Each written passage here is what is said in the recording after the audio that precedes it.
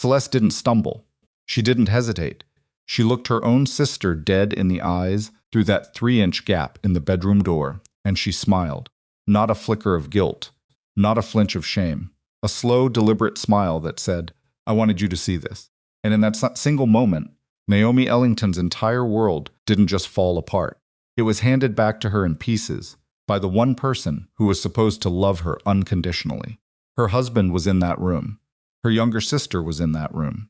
And Naomi's was standing in the hallway with one hand pressed over her stomach, where his unborn children were already quietly growing, holding a pregnancy test she'd been rehearsing how to reveal all day. If that were you, what would you do? Before we go any further, if stories like this hits different, subscribe right now and hit that notification bell, because we drop new stories every week and you do not want to miss what's coming. Drop your city or country in the comments. I want to see exactly how far this story travels. And if this one moves you, hit like. Now let's get into it. The morning Naomi Ellington found out she was pregnant, she burned the toast. That detail matters somehow, because it was so ordinary. She was standing at the kitchen counter of a 12,000 square foot estate on the north side of Chicago, wearing a bathrobe that probably cost more than most people's car payments, and she was burning toast like any other 32-year-old woman who'd slept badly and woken up nauseous and couldn't quite focus on the simplest task in front of her. She scraped the black edges over the sink, pressed the bread down anyway, and stood there with the test balanced on the edge of the counter beside her coffee mug, rereading the result for maybe the 5th time. Tusen. She wasn't one of those women who cried the happy cry immediately. She'd grown up watching her mother cycle through men who promised things and disappeared before the ink dried on any of them. And somewhere along the way, Naomi had learned to sit with good news. The same way she sat with bad news quietly, at a distance, turning it over in her hands before she let herself feel it. So she stood there, toast going cold, coffee going cold, and she just breathed. A baby. She and Dante had talked about it. Circled around it really, the way you circle around something you both want, but neither one knows how to start. He was not an easy man to have that conversation with. Dante Carrick was not an easy man to have any conversation with, if you didn't know him. He had a way of filling a room that most men twice his size couldn't manage, not through aggression, necessarily, just through a kind of absolute stillness. Like he'd decided long ago that the world would arrange itself around him, and had simply stopped being surprised when it did. He wore suits the way other men wore armor. His hands were tattooed up both wrists and across his knuckles, and climbing his neck. And the first time Naomi had seen those hands, she'd thought, this man has never once been afraid of anything. She'd been wrong about that. But it took her years to find out what he was actually afraid of. She'd met him at a fundraising gala, one of those events where wealthy people write large checks and circulate politely, and pretend the money comes from sources that would survive close inspection. Naomi had been there translating for a visiting Portuguese diplomat, a side job she took whenever her schedule allowed, because she'd taught herself 4 languages over the years, and she believed firmly that skill should be used. Dante had been there because he owned 3 of the buildings pictured in the event brochure, and no one at the venue was going to ask him uncomfortable questions about what else he owned. He'd found her by the window during the cocktail hour, looking out at the lake. "You look like someone who's calculating how to leave," he said. "I'm working," she said, not turning around. Nobody looks at a window like that when they're working. She turned around then, and she saw the tattoos first, then the suit, then the face-sharp jaw. Dark eyes that absorbed light rather than reflecting it, an expression that suggested he found most of what people said to him faintly unnecessary. "I'm Dante," he said. "I know who you are," she said. He smiled like that was the most interesting thing anyone had said to him all evening. She wasn't naive. She knew what Dante Carrick was and what he wasn't. But there's a particular danger in being a smart woman around a dangerous man you believe that your intelligence insulates you, that understanding the risk means you've somehow managed it. Naomi understood the risk completely and fell in love with him anyway, and she'd never fully forgiven herself for that, even during the years when she thought they were happy. They were married 11 months after the gala, a small ceremony, by Dante's standards, which still meant 60 people, and a tent that blocked half the garden, and flowers that cost more than Naomi's first apartment. Celeste was her maid of honor. Celeste cried during the vows and held Naomi's hand at the reception and danced until her shoes gave out, and Naomi had thought, we're going to be okay, the two of us. Whatever else happens, we're going to be okay. She thought about that promise now, standing at the kitchen counter with the test still in her hand. I have to tell him tonight. She spent the rest of the morning planning it. Not elaborately, Naomi wasn't someone who needed grand gestures, and she'd learned early in their marriage that Dante could be unexpectedly fragile about things he cared about, that the bigger the moment, the more likely he was to go silent and unreachable in a way that looked like coldness from the outside and was actually something else entirely. She wanted to tell him quietly. Maybe dinner, if he was home at a reasonable hour. Maybe just the two of them at the kitchen table with the city lights going dark outside the window. She tucked the test into her purse. She went about her day. He texted at noon. Late meeting. Don't wait up. She texted back a single period, which was their shorthand for understood but noted. At 7 she ate dinner alone, which happened often enough that she'd stopped finding it melancholy and had started treating it like something she'd earned an hour with a book, and no one demanding anything from her. She liked her own company. That was one of the things Dante had said about her early on. Half admiring and half confused, you genuinely don't need people, do you? She'd told him that wasn't exactly right. She needed people. She just didn't need them constantly. He'd looked at her need them constantly, like he was trying to determine whether that was a trait he should cultivate or a warning he should heed. By 10, she was upstairs. She changed into clothes she could sleep in and sat on the edge of the bed and listened to the house, that particular silence of a large, expensive space where most of the rooms were empty. It wasn't a comfortable silence. It never had been. The estate had belonged to Dante's father before him, and there was something in the bones of the place that didn't entirely welcome softness, that held its shape and its shadow regardless of what you put inside it. She heard the front door at 11:15. She heard his footsteps on the stairs. That particular cadence she'd memorized, the way you memorize any sound that tells you something important is about to happen. Then she heard something else. A voice. Low, familiar. Female. Her hand went to her stomach automatically. Just rested there. She wasn't even aware she'd done it until afterward. She told herself it was probably nothing. A phone call. Call on speaker maybe. Or someone from his team who'd driven him back. She told herself this rationally and calmly, and she almost believed it. She reached for her purse because the purse was still on the nightstand, and she'd been thinking about telling him tonight, and maybe tonight was still possible. If he wasn't too tired, if the meeting had gone well, if the two of them could just laugh. That was what stopped her. She knew Celeste's laugh the same way she knew her own reflection. Had known it for 32 years through childhood bedrooms, in high school, and the specific cafeterias and late-night phone calls, and the specific sound Celeste made when something surprised her, which was different from the sound she made when something delighted her, which was different. Again, from the sound she made when she was performing, when she wanted to be heard. This was the third one. Naomi stood very still. She walked to the bedroom door. Her feet moved without her asking them to. Later, she would try to remember deciding to move, and she couldn't locate the decision, only the motion hallway carpet under her feet, the particular warmth of the light from under the master suite door, her hand rising toward the door and stopping 2 inches short of pushing it open. She pushed it anyway. 3 inches. That was all. Just enough to see. She saw Dante first. She registered him the way you register something you've been trying not to register, with a kind of collapse behind your sternum that isn't pain yet, because the body protects you from the worst of it. For a few seconds, long enough for you to understand what you're looking at before you're allowed to feel it. Then she saw Celeste, and Celeste saw her, and Celeste smiled. Not the performance laugh, not the surprised laugh. Something slower, something that took its time. A smile that looked almost like she'd been holding something for years and had finally set it down. Her eyes held Naomi's through that 3-inch gap, and she did not look away, and she did not cover herself, and she did not stop smiling. And in that moment, Naomi understood something she'd probably known for a long time, and refused to let herself know.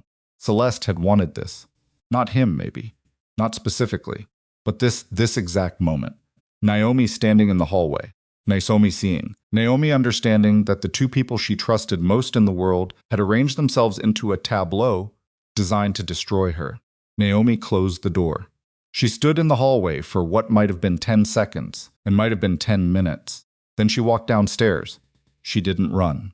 Running would have meant panic, and she was operating somewhere past panic now, in a territory that didn't have a name, somewhere very cold and very quiet where things became simple. She sat at the kitchen table. She took her wedding ring off. It was a beautiful ring platinum band, a diamond she'd never asked for, and he'd given her anyway, because that was how Dante showed love, through objects and gestures and things that could be quantified. She'd worn it for 4 years. The skin beneath it was slightly paler than the surrounding skin, a faint band of shadow that marked where the ring had been. She found an envelope in the kitchen drawer. She placed the ring inside. She thought for a long time about what to write and decided that everything she could possibly say was unnecessary. He knew what he'd done. Celeste knew what she'd done. The only sentence that mattered was the one that confirmed she had seen it. She wrote, "I saw." She sealed the envelope. She went upstairs and packed a bag. Not a panicked bag, not clothes grabbed at random, not toiletries forgotten, not important documents overlooked. She'd spent 4 years living beside one of the most meticulous men in Chicago's criminal infrastructure, and some of that discipline had embedded itself in her without her noticing. She packed what she needed. She took her passport, private account information she maintained separately from their shared finances, because her financial advisor had told her years ago that a woman should always have money that belongs entirely to herself, and she'd listened. She took 3 photographs, one of her mother, one of her and Celeste, before everything, one of herself that she liked, because she looked genuinely happy, and she wanted to remember what that looked like on her own face. She left before 4 in the morning. The envelope sat on Dante's pillow. She didn't look at the bed. She didn't allow herself to think about the fact that she was leaving pregnant. She was going to have to think about it eventually, but not now. Not in this house. Not in this city. Not while she could still hear the echo of her sister's laugh in the dark upstairs hallway. She took a cab to the train station and bought a ticket with cash for the first departure she saw on the board. Outside, Chicago was still dark. Behind her, in the estate on the north side, the man she'd married was still asleep. He didn't know yet. He was never going to know how long she stood in that hallway before she closed the door. He was never going to know that she walked downstairs, with her hand pressed over her stomach, that everything she'd planned to say that night, "Dante, we're going to have a baby. Dante, you're going to be," a father, had compressed into something airless and useless that she swallowed back down and carried out the door with her, along with the photographs and the passport and the money that was only hers. He was going to wake up to an empty house, and he was going to deserve every second of not understanding why. Dante Carrick woke at 6:15. He woke the way he always woke, completely, immediately, all at once. A habit built over 20 years of being a man who couldn't afford the vulnerability of a slow return to consciousness. He was sitting up before he was fully aware he was awake. The bed was empty beside him. He noticed that first. Then he noticed the envelope on the pillow. He picked it up without opening it. He held it for a moment. The return of memory was not a single event, but a series of small collisions: the board meeting that had run until 9, the whiskey after, the call from his security chief that had been interrupted, the click of the front door, and then Celeste, who had always known exactly how to arrive at the wrong moment and make it feel inevitable. And he'd been drinking and he'd been angry about something he couldn't even fully reconstruct now. And he opened the envelope. He read 2 words. He sat there on the edge of the bed for a long time, the ring in his palm, the 2 words on the paper, and outside the window the city was starting to go gray with early light. He didn't call for Celeste. He didn't go down the hall. He sat there, and he understood with a particular clarity that comes after you've done something you knew was wrong while you were doing it, that he had no ground to stand on. The whiskey, the anger. Celeste's particular talent for appearing in vulnerable moments and making herself seem like something she wasn't. He could build a case from those pieces, and part of him was already building it, the instinctive defensive calculation of a man who had spent his entire career looking for exits. But underneath that calculation was something he couldn't architect his way out of. He knew. He'd known while it was happening. and he'd made a choice. He closed his fist around the ring. He made 3 calls before 7 in the morning, not to Celeste, not to his lawyers. He called his security chief, Marcus, and he told him what had happened in the flattest, most clinical language available, and he said, "Find her." Marcus didn't ask questions. That was what Marcus was paid for, the absence of questions when questions would be useless. Within the hour, they had checked flight manifests, hotel check-ins, security footage from the train station, credit card activity from their joint accounts, from the cards Dante had given her, from every financial thread that connected Naomi to Dante's world. Nothing moved. Not a single transaction, not a single flag. Marcus came back 3 hours later and stood in Dante's office with the particular expression of a man who is about to say something he doesn't want to say. "She's gone, sir. Clean, no trail." Dante stared at the desk. "She's gone like someone who knew exactly what to avoid," Marcus added. "Which means, I know what it means," Dante said. It meant that Naomi had spent 4 years quietly watching how his world operated, absorbing the shape of his systems, filing away the knowledge of how disappearances were tracked, and what left traces and what didn't. She had never worked for him. She had never asked questions that would have been suspicious. She'd simply paid attention, the way intelligent people do, and she'd stored every piece of it somewhere inside her, while she built her own life, her translation work, her independent accounts, her friendships that had nothing to do with him, as if some part of her had always been preparing for a door she hoped she'd never have to use. She'd used the door. She was gone. Dante sat in his office with the ring on the desk in front of him, and he deployed every resource he had. And for the first time in his life, he found himself operating in a world that did not bend in his direction, pursuing a woman who had learned from the best how to be invisible, and then use that knowledge to disappear from him, specifically. He didn't eat that day. He didn't sleep well for many days after. And he did not know, could not have known, wouldn't know for 5 years, that somewhere out there, the woman he'd lost was carrying 2 lives that were also his, moving away from him through a world that was already holding more of his future than he'd been allowed to keep. Celeste came to the estate 2 days later. She walked in like she expected to be received. Marcus met her at the door. Dante's instructions had been simple. "She doesn't come inside this house again." Celeste stood on the front steps and looked past Marcus toward the entrance hall. And then she looked at Marcus. And she did the thing she always did when she encountered resistance. She arranged her face into something that suggested the resistance was a misunderstanding that would resolve itself shortly. She had been doing that her entire life, making other people feel like their objections were temporary. "Tell him I'm here," she said. "He knows," Marcus said. He closed the door. Inside, Dante sat at his desk and stared at the ring. He had built an empire on the principle that he could outmaneuver anything: rival organizations, law enforcement, business competitors. The entire architecture of his life was built on the premise that he was always 3 steps ahead of every possible outcome. Naomi had walked out a door he hadn't even known existed, and somewhere out there, she was building something he couldn't find, in a world he couldn't reach. He was going to spend the next 5 years learning what that felt like. But first, he put the ring in his desk drawer. He closed it, and he started the only kind of search he knew how to run: methodical, relentless, and completely unaware that the thing it was looking for had already become something larger than him, something that breathed in 2 directions, something that would, in 5 years, look back at him with his own dark eyes and ask him questions he didn't have answers to yet. The search began, and Naomi ran. She ran smart. She ran with her hand pressed low against her stomach on slow train rides across state lines, staring out windows at landscapes that had nothing to do with her old life, talking to no one, buying food with cash, sleeping in places that accepted cash and didn't ask for identification she didn't want to use. She ran through airports under a name she'd borrowed from a document that had taken her 3 days to obtain through channels she'd rather not think about too directly. She ran through one country and then another, watching the dollar signs and the English language signs and the familiar American faces drop away in stages, replaced by things that didn't recognize her. She ran until Europe had her, until she was somewhere small and coastal and entirely unconnected to anything that had ever known her name. And then her legs gave out, not metaphorically, literally.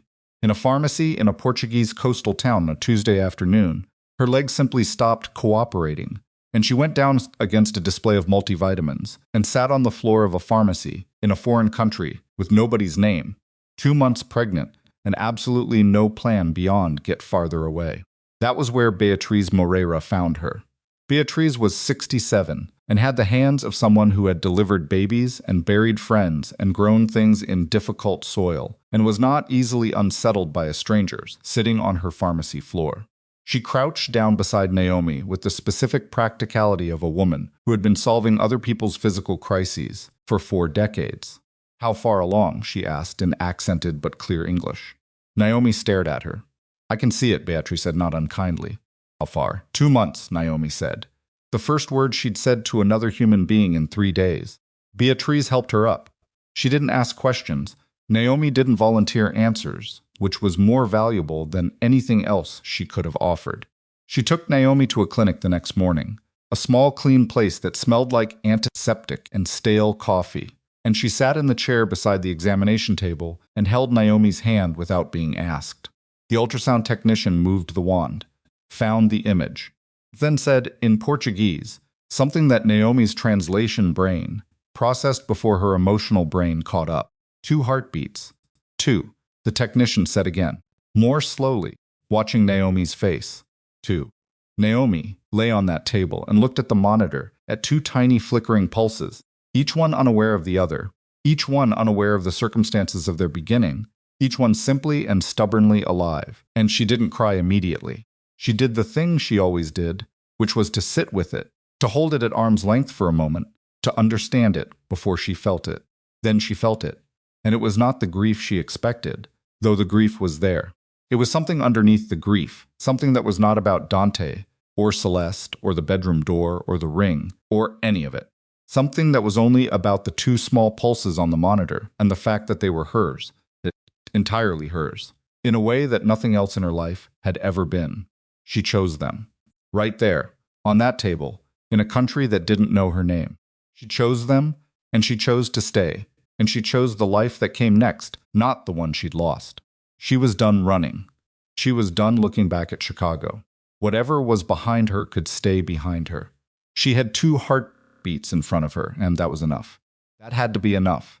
And for 5 years it was. The boys learned to walk on Portuguese tile.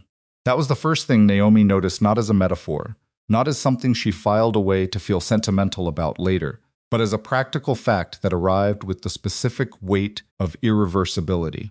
Elias took his first steps in Beatrice's kitchen, reaching for the edge of the table, and Micah followed 4 days later, in the hallway outside their apartment. Arms out like he was preparing for a fall, he'd already decided to survive. Neither of them had any idea they were doing something monumental. They were just moving toward the next thing, the way babies do, without the burden of understanding what movement costs. Naomi understood. She stood in that hallway with her hand pressed to the wall and watched Micah lurch him forward and almost go down and catch himself. And she thought, this is what I have. This is all of it, and it's enough. She thought that with the particular ferocity of a woman who has had to repeat something to herself so many times that the repetition had started to feel like proof. The town was called Figueira da Costa, a name she'd learned to pronounce properly, only after Beatrice corrected her 3 times, with increasing amusement. It sat between a hill and the Atlantic, narrow-streeted and salt-aired, the kind of place that had been there long enough to stop being impressed by its own beauty. The people were not unfriendly, but they were not curious either, which suited Naomi perfectly. She rented a 2-room apartment on the 2nd floor of a building, whose landlord, a widower named Senor Adao, cared only that she paid on time and kept the stairwell clean. She did both. She rebuilt herself the way she built everything methodically, without fanfare, 1 layer at a time. Her Portuguese was functional within 6 months and fluent within 18. She'd always had the language brain, the particular wiring that let her inhabit a new tongue rather than just operate it. And Portuguese came to her, the way languages always did first, through her ears, then her mouth, then somewhere deeper, where it stopped feeling like translation and started feeling like thought. She found work through a small European legal services firm that needed someone with English, Portuguese, and French, and she did the work remotely. building a reputation over 2 years as someone whose documents came back clean and on time, and with none of the hedging approximations that plagued translators who were good but not precise. She became, in the way that mattered most, invisible, not unhappy. That was the thing she had to keep reminding herself. In the first year especially, that invisible didn't mean diminished. She had coffee with Beatrice twice a week. She learned which bakery opened earliest and which fishermen sold directly from the dock on Thursday mornings. She found a pediatrician she trusted, a tired young man named Doctor Souza, who had seen everything and was surprised by nothing, and spoke to the twins with a matter-of-fact gentleness that Naomi found more reassuring than any elaborate bedside manner would have been. She told no one where she'd come from. She told no one about Dante. When the boys were old enough to ask Micah first, because Micah always asked first and worried about the answer. Later, she sat them down at the kitchen table with the particular calm she'd spent years engineering, and she told them the truth in the only form she could afford to. Give it. Their father didn't know they were coming. He hadn't been there because she'd had to leave before she could tell him. He wasn't a bad man, she said, and then she stopped herself from saying more, because bad man was the simple version, and the simple version wasn't honest. And she'd promised herself that whatever else she gave these boys, she would give them an honest mother. Elias had looked at her for a long time after that. He was 4 then, and already doing that thing, he did the stillness, the assessment, the sense that he was filing information away for later use. He had Dante's eyes exactly, dark and measuring, and privately amused by things he chose not to comment on. Does he know our names? Elias asked. No, Naomi said. Does he know we exist? No. Elias nodded. Sat with that. Then okay. Micah had cried, briefly and thoroughly, and then announced he was hungry, and that was that. She held on to those conversations. On the hard nights, and there were hard nights, nights when the apartment felt too small and the boys' needs felt too large, and she added up the money and the hours and the distance from everything she'd once known, and she thought, I cannot do this. She held on to the fact that she was doing it anyway, that she had done it yesterday and would do it again tomorrow, that the 2 boys sleeping in the next room had never once gone to bed, uncertain that someone was watching over them. That had to mean something. It meant everything. She had been in Figueira da Costa for 3 years when the nightmares about Celeste started. Not about Dante. That surprised her. She'd expected the dreams to be about him, about the bedroom door, about his face, about the specific contours of that betrayal. But the dreams that woke her at 2 in the morning weren't about Dante. They were about her sister, about the smile, about the specific calculation she saw in Celeste's eyes, in that 3-inch gap of doorway, the thing that had looked like relief, like arrival, like finally. She never told Beatrice about the dreams. Beatrice would have had opinions, and Beatrice's opinions, though usually correct, had a way of requiring Naomi to do something she wasn't ready to do. She just got up, made tea, sat at the kitchen window, watched the harbor lights, waited for the nightmares to subside. They didn't subside entirely, but they spaced out. By year 4, they came once a month or so. By year 5, she sometimes went 2 months without one. She told herself that was healing. She was still telling herself that on the morning the nightmares became irrelevant, because what was coming was worse than anything she'd dreamed. Back in Chicago, Dante Carrick had become someone slightly different from the man who'd woken to an empty bed and a 2-word note. Not better, exactly. Not the kind of change that comes from genuine reckoning. He had constructed his grief into something he could control, which was the only thing Dante knew how to do. With anything that threatened to undo him, contain it, structure it, give it a function. The function he gave his grief was the search. The search became something between an obsession and an institution. He had a team. He had a budget that would have startled most governments. He had facial recognition software running continuously across surveillance networks in 17 countries, fed by the private identification infrastructure he'd spent 4 years and considerable criminal resources building, not because he thought he was owed anything by Naomi. Some part of him knew he wasn't, but because he had decided he could not spend the rest of his life not knowing if she was alive. That was what he told Marcus. Marcus, who had been with Dante since before the Empire was an empire, who had seen everything and said only what he calculated needed to be said, received this explanation with the expression of a man who had 3 different thoughts about it and was choosing not to share any of them. Alive isn't the only thing you're looking for, Marcus said. Once. Dante looked at him for a long time. Marcus said nothing more. Dante had signed the divorce papers when they came through, 18 months after Naomi disappeared. His lawyer had prepared a counterfiling, a range of contestations, a legal strategy that would have tied the proceedings up for years. Dante had looked at the documents for a long time and then signed what Naomi had sent without altering a single line. His lawyer had been quietly horrified. Dante had told him to process it and send confirmation. It was the only decent thing he'd done. He knew that. He kept it like evidence not of who he was, but of who he was occasionally capable of being under sufficient pressure. Celeste had tried to reach him 4 times in the first year. He had nothing to say to her. Not anger, not accusation, nothing.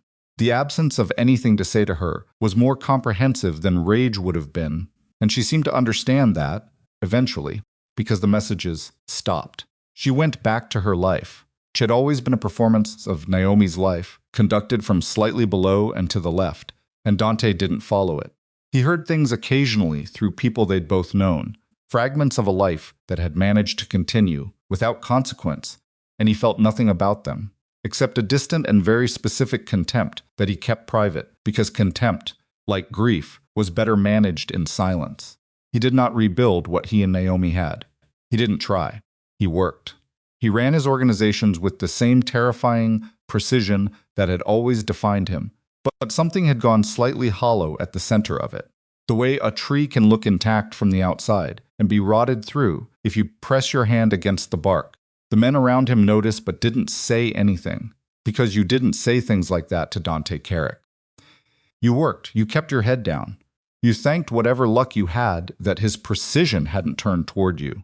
Marcus kept the search running, month after month, year after year, until the morning in late October 5 years, and 3 months after, Naomi had walked out the front door when Marcus appeared in Dante's office doorway at 7 in the morning with a tablet in his hand, and an expression Dante couldn't immediately read. Marcus never came at 7 in the morning. Dante was already standing. "You found her," he said. "It wasn't a question." Marcus crossed the room and laid the tablet on the desk. The photograph was taken from a distance. Standard surveillance quality, not sharp, not clear, but enough. More than enough. A street in a coastal town Dante didn't recognize. Morning light. A woman walking with 2 children.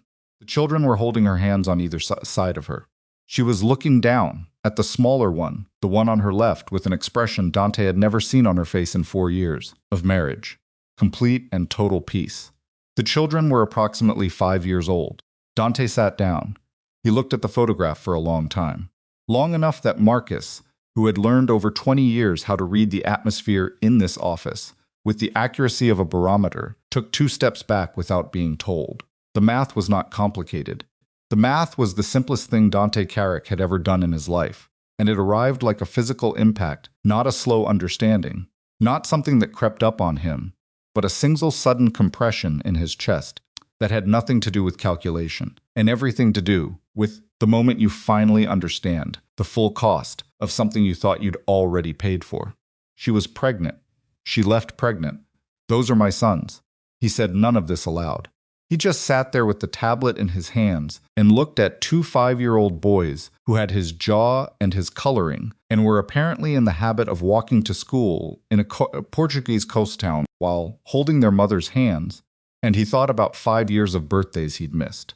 5 years of first words and first steps and first everything. 5 years of a woman he'd broken, raising children. He hadn't known existed with the specific competence and ferocity that had always been Naomi's most essential quality. "How long ago was this taken?" he said. 36 hours. Still there. "As far as we can determine, yes." "Who else has this?" Marcus paused. "Just a half sec. Just long enough." Marcus. "We found the breach 4 hours ago," Marcus said. "The search protocol was accessed from outside our network 14 days before we got the hit. Whoever pulled the access used a secondary layer we missed during last quarter's security audit." Dante set the tablet down very carefully. "Belandi." Marcus said nothing, which was the same as yes. Rocco Belandi had been a problem Dante managed rather than solved. which was the particular category of problem that eventually becomes the crisis you should have ended earlier. Belandi ran the eastern side of Chicago's criminal infrastructure with the organizational discipline of someone who had studied Dante's methods and improved on 2 or 3 of them, which Dante found professionally irritating and personally dangerous. They had maintained a territorial arrangement for 6 years that held primarily because each of them understood that the cost of breaking it would be significant. The arrangement required constant maintenance. It required both of them to be continuously aware of where the other one's pressure points were. Dante had been very careful never to show Belandi a pressure point. And then Naomi had walked out the door, and Dante had spent 5 years building the most extensive private identification network in the city's criminal history. And apparently, someone had been watching him build it, watching what the search was designed to find, understanding that if Dante Carrick was spending this kind of resource to locate one specific face, that face was the most valuable thing in the world to him. Belandi had found Naomi, maybe before Dante did. How much of a head start do they have? Dante said. Unknown. We don't know when they moved on the information. We know they had it for at least 14 days. We don't know what they've done with it. Get me on a plane. Already. Now, Marcus. He was moving before he finished the sentence. His jacket was on the chair by the door, and he took it without stopping. Already running operational calculations, flight time, local contacts in Portugal, the fastest way to put himself between Naomi and whatever Belandi had already set in motion, how much time he had, and whether he was already too late, and what it would mean if he was too late, what it would mean if he arrived to find. He stopped himself. He put that thought somewhere it couldn't interfere with function. He walked out. His security team fell in around him the way they always did, wordlessly, because that was what they were paid for. In the elevator, he stood very still and looked at his reflection in the polished metal doors, and thought about the photograph. 2 boys, his jaw, his coloring, walking to school with their mother, in the morning light of a town that had no idea what was coming toward it. He thought about Naomi's face in that photograph, the piece on it. He thought about being the thing that was about to end that piece, regardless of his intentions, regardless of the fact that Belandi had made this move and he was trying to prevent it. He was still going to arrive in that town and blow open the life she'd built, and there was no version of what came next that didn't do that. And he looked at himself in the elevator door. He looked for a long time. The elevator opened. He walked through the lobby of the building he owned, past the people who worked for him, out into the cold Chicago morning, and he got into the car that was already waiting. And he told himself the way he told himself things that he needed to be true, badly enough to make them true through repetition, that he was going to find her before Belandi did. He did not allow himself to finish the thought about what happened if he was wrong. The flight to Lisbon was 11 hours. He didn't sleep. He looked at the photograph for most of it, not obsessively practically. He was looking for information. He was reading the street behind her, the angle of the light, the particular architectural details of the buildings in the background, cross-referencing against the location data Marcus had attached to the file. He was building a map in his head. He was doing what he always did, which was convert emotion into logistics.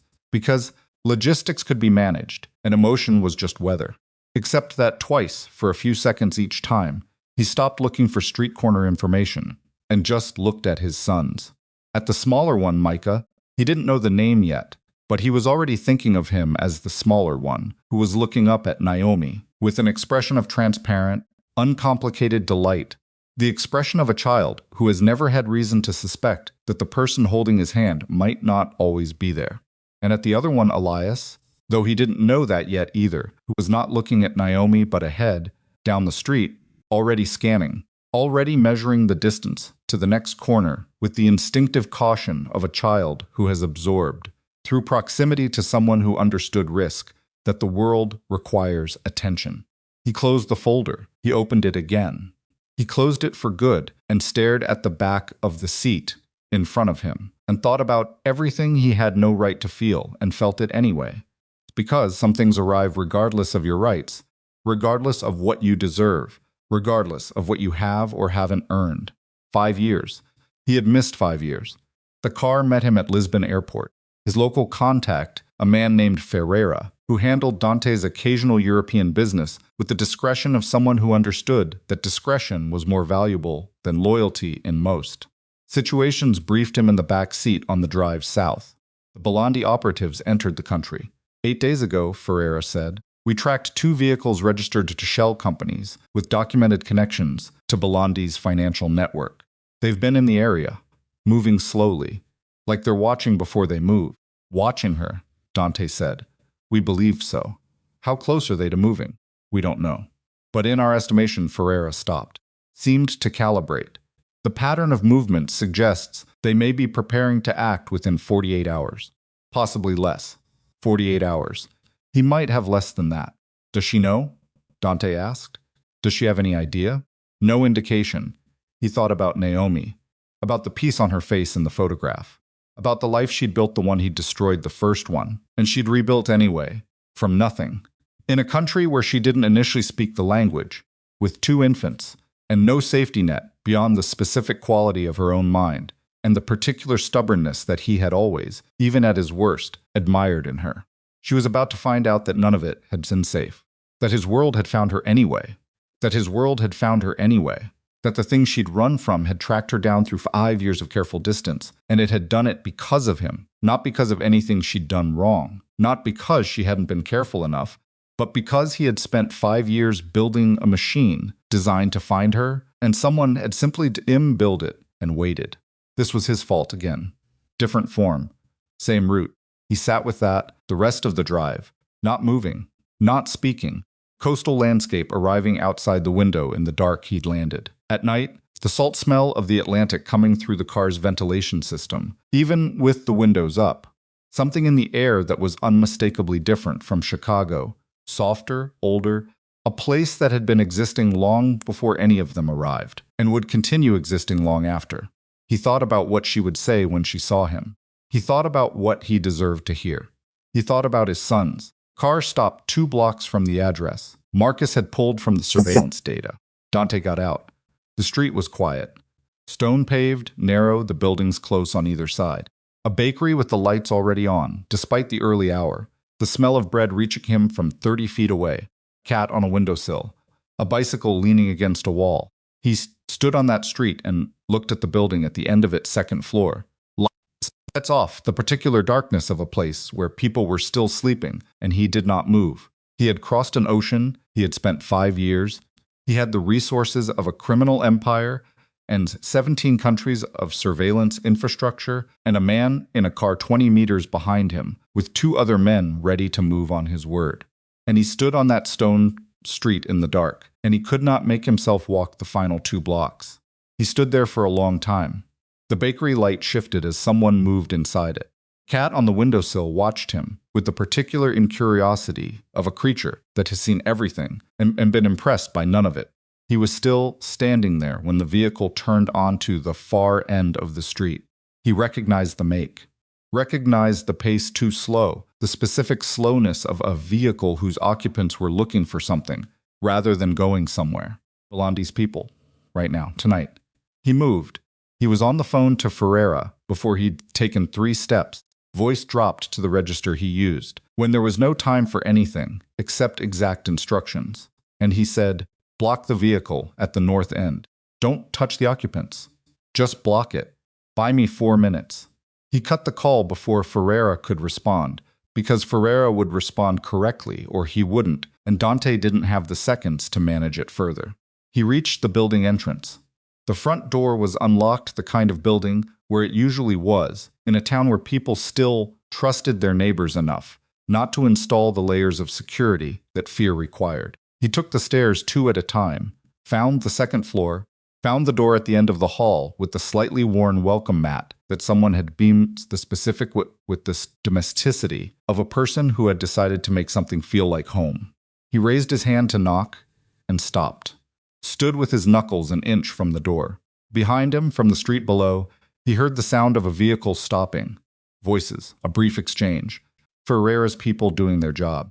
4 minutes. He had 4 minutes before Bolandi's men either found a way past the block or called reinforcements or decided to try the back entrance. And he was standing here with his hand raised, and he could not knock on this door because the moment he knocked on this door, everything changed, and he was not ready. And more importantly, she was not ready, and he had no right to be the thing that arrived in the dark and ended her ordinary Tuesday. He knocked 3 times, not hard, not soft. Silence. Then the particular sounds of a person waking who is already, even half asleep, alert a quality he recognized. The specific wakefulness of someone who has learned that the world requires vigilance even at rest. A light under the door.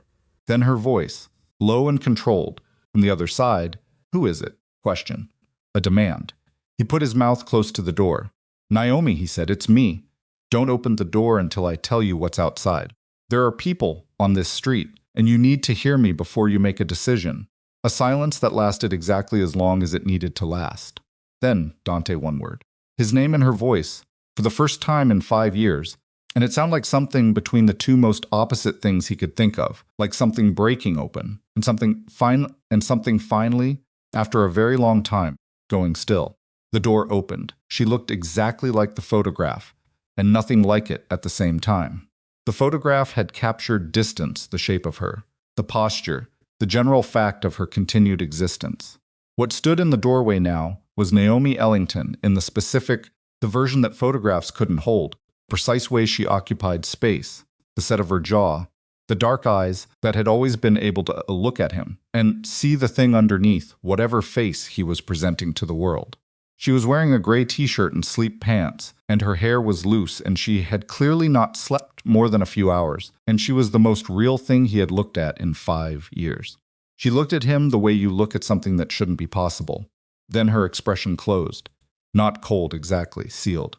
The way a room seals when the windows are shut against bad weather. Street, she said. Not hello. Not his name again. 2 men in a vehicle at the north end, he said. Ferreira's people have them blocked for now.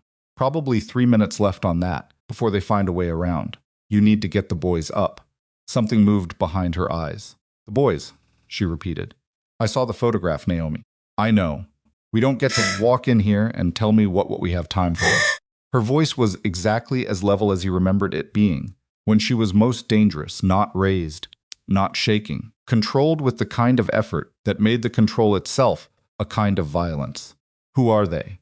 Volandi's people. He accessed our surveillance network 14 days ago. Found you the same time we did. She absorbed this. He watched her do it, the slight change in her breathing, the way her hand on the doorframe tightened and then deliberately relaxed. She was working through it, running her own calculations, doing in 10 seconds what most people would need 10 minutes for. How many? 2 in the vehicle, unknown backup, your people. 3 including Ferreira. More available but not close. She looked at him for 1 more second. The full weight of everything that had happened, and everything that hadn't happened, and everything that was about to happen, sat in that second, and he could see her making a choice not about him, not about any of it, just about the immediate fact that there were 2 children sleeping in the next room, and she would process everything else later. She turned back into the apartment. Don't touch anything, she said over her shoulder. Don't move anything. Just stand there. He stood there. He heard her in the back of the apartment, her voice. Low and even, the specific tone of a parent waking a child without transmitting fear, the small sounds of 2 boys coming awake. He heard Micah's voice, higher, a little confused. He heard Elias say something in Portuguese with the fluency of a child who had grown up in a place which hit Dante somewhere he hadn't anticipated. His sons spoke Portuguese. Of course they did.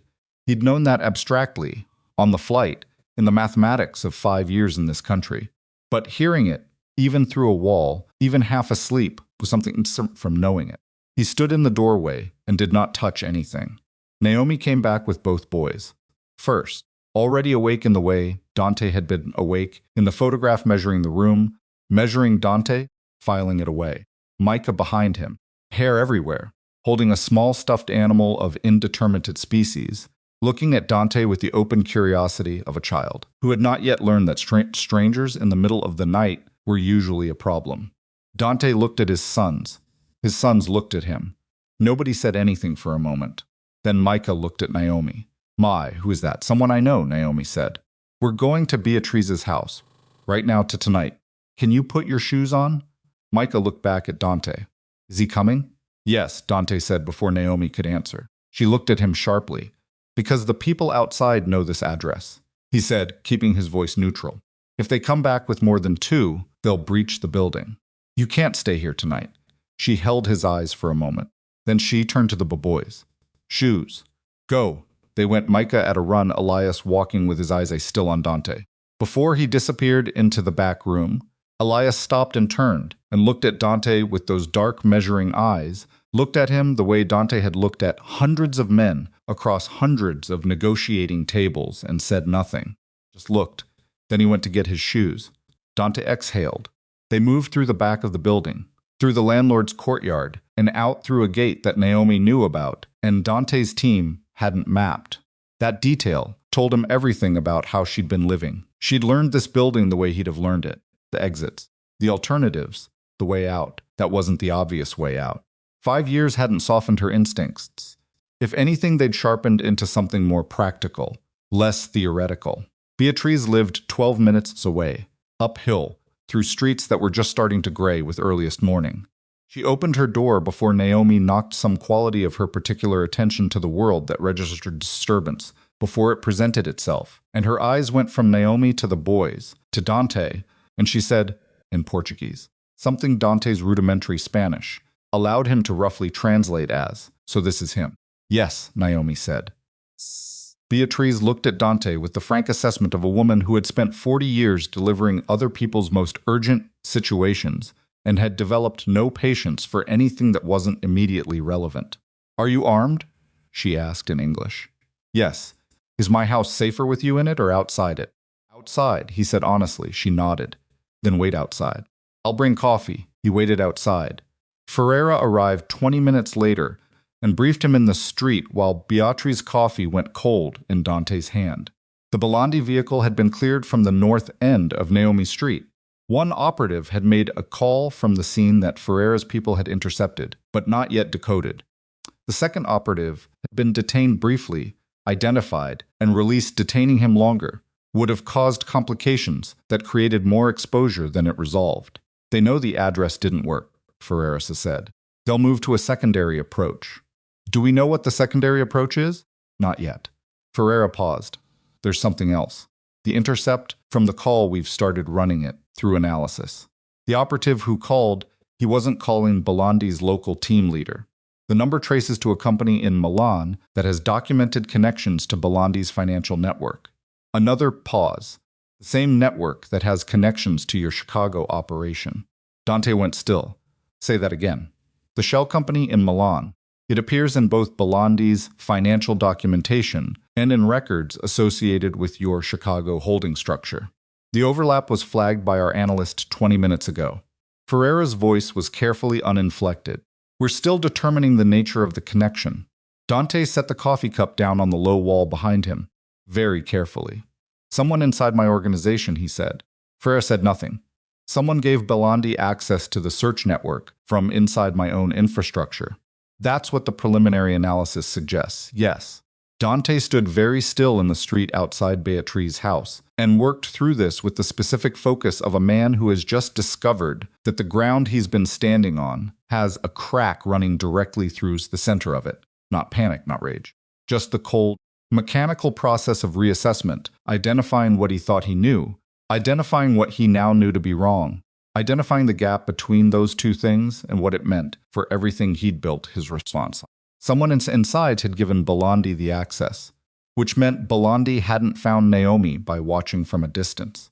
Belandi had been handed a key, and the person who'd handed it had done it from inside Dante's own house, which meant the breach wasn't a technical failure or a security gap, it was a choice. Someone had made a deliberate choice to sell Naomi's location to the one organization that would use it as a weapon against Dante, had calculated the value of that information and exchanged it for something, and had been sitting inside Dante's operation ever since, watching the search, watching what the surveillance network found, timing the sale. He turned to Ferreira. I need to know who had access to the search protocol at the infrastructure level, not operational access, infrastructure. The people who could have opened a back channel without triggering the standard security flags. That's a short list, Ferreira said. I know. Dante looked at him. Is your name on it? Ferreira met his eyes without flinching. Yes. Marcus, who else? 3 others. All senior level. All long-term. Dante looked away, toward the horizon, where the sky was starting to separate itself from the sea. He thought about Marcus, who had been with him since before any of this was built, who had sat in his office on the morning after Naomi left and said, "Alive isn't the only thing you're looking for," and had spent 5 years running a search that had now, somehow, put the people it found in immediate danger. Marcus, who had briefed him with flat professionalism and booked his flight and sent him here, and who was currently 4,000 miles away in Chicago, with access to every operational detail of what Dante was doing right now. He did not want to think what he was thinking. He thought it anyway. "Don't contact Chicago," Dante said. "Don't contact anyone on the infrastructure list. Run everything through the local team only until I say otherwise." Ferreira nodded. He didn't ask why. The door of Beatrice's house opened. Naomi stood in it. She had her arms crossed over her chest, not defensive. Dante knew, just contained, the posture she took when she had decided something and was about to say it in a way that didn't invite negotiation. "Come inside," she said. He came inside.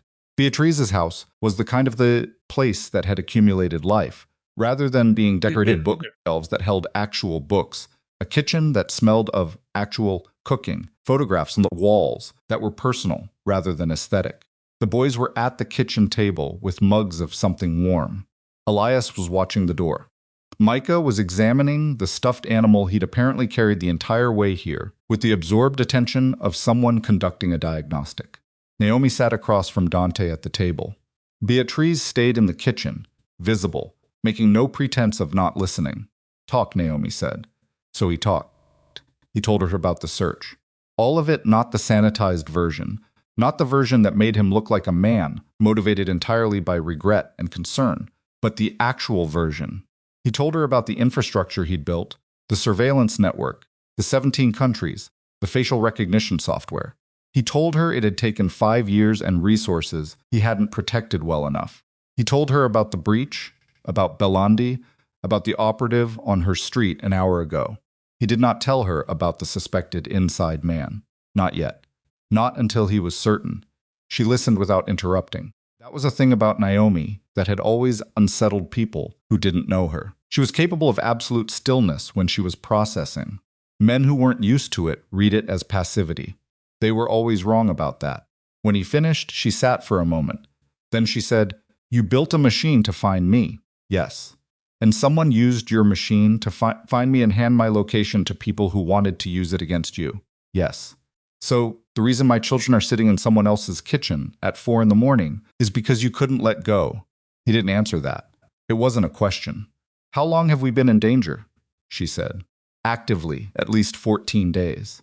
Potentially longer if the breach was earlier than we've traced." She absorbed that, her jaw tightened by a fraction. He watched her do the math. 14 days of Elias, walking to school, of Micah playing in the street outside their building, of a daily life conducted within range of people who'd been watching and waiting, and she'd had no idea. And there was nothing she could have done differently, because the danger had come from him, from the machine he'd built, from the world he'd carried with him, even when she'd run 5,000 miles from it. "What do they want?" she said. "Me. Your leverage. They take you or the boys. They have something to negotiate with." "Negotiate what? Territory. Expansion. A deal I won't make." She looked at him. "And if you made the deal, then they have precedent. And the next time they want something else, they take you again." Micah had stopped examining his stuffed animal. He was watching Dante with the specific attention of a child who doesn't fully understand what's being said but understands the temperature of it. Elias hadn't stopped watching Dante since they sat down. "What happens now?" Naomi said. "I need to move you somewhere defensible. My team can—" "Your team," she said flatly, "can secure a location while I deal with the Belandi situation." "Deal with it how?" He hesitated. "Not long." But she caught it. "Dante, the way I deal with things," he said. "In front of my children. Not in front of— You brought this here." Her voice dropped, which was worse than if it had risen. "You built the thing that found me. You are the reason those men were on my street tonight. Whatever you did or didn't intend, that is the sequence of events. And now you want to move my children into a location your team controls while you go handle it. And I'm supposed to trust your team. He looked at the table. Is there a reason I shouldn't trust your team? She said. And there it was. He looked up at her. She'd always been able to do this. Find the sentence that opened the exact thing he was trying to keep closed, not through aggression, but through the specific precision of a mind that had spent years listening more than it spoke and had stored everything it heard. He said, I think there may be a breach inside my organization. Kitchen went very quiet. Beatrice stopped moving in the background. Naomi sat very still. Define breach. Someone with infrastructure-level access may have facilitated Belandi's entry into the search network. Deliberately. Someone who works for you. Someone I trusted. She looked at him for a long time.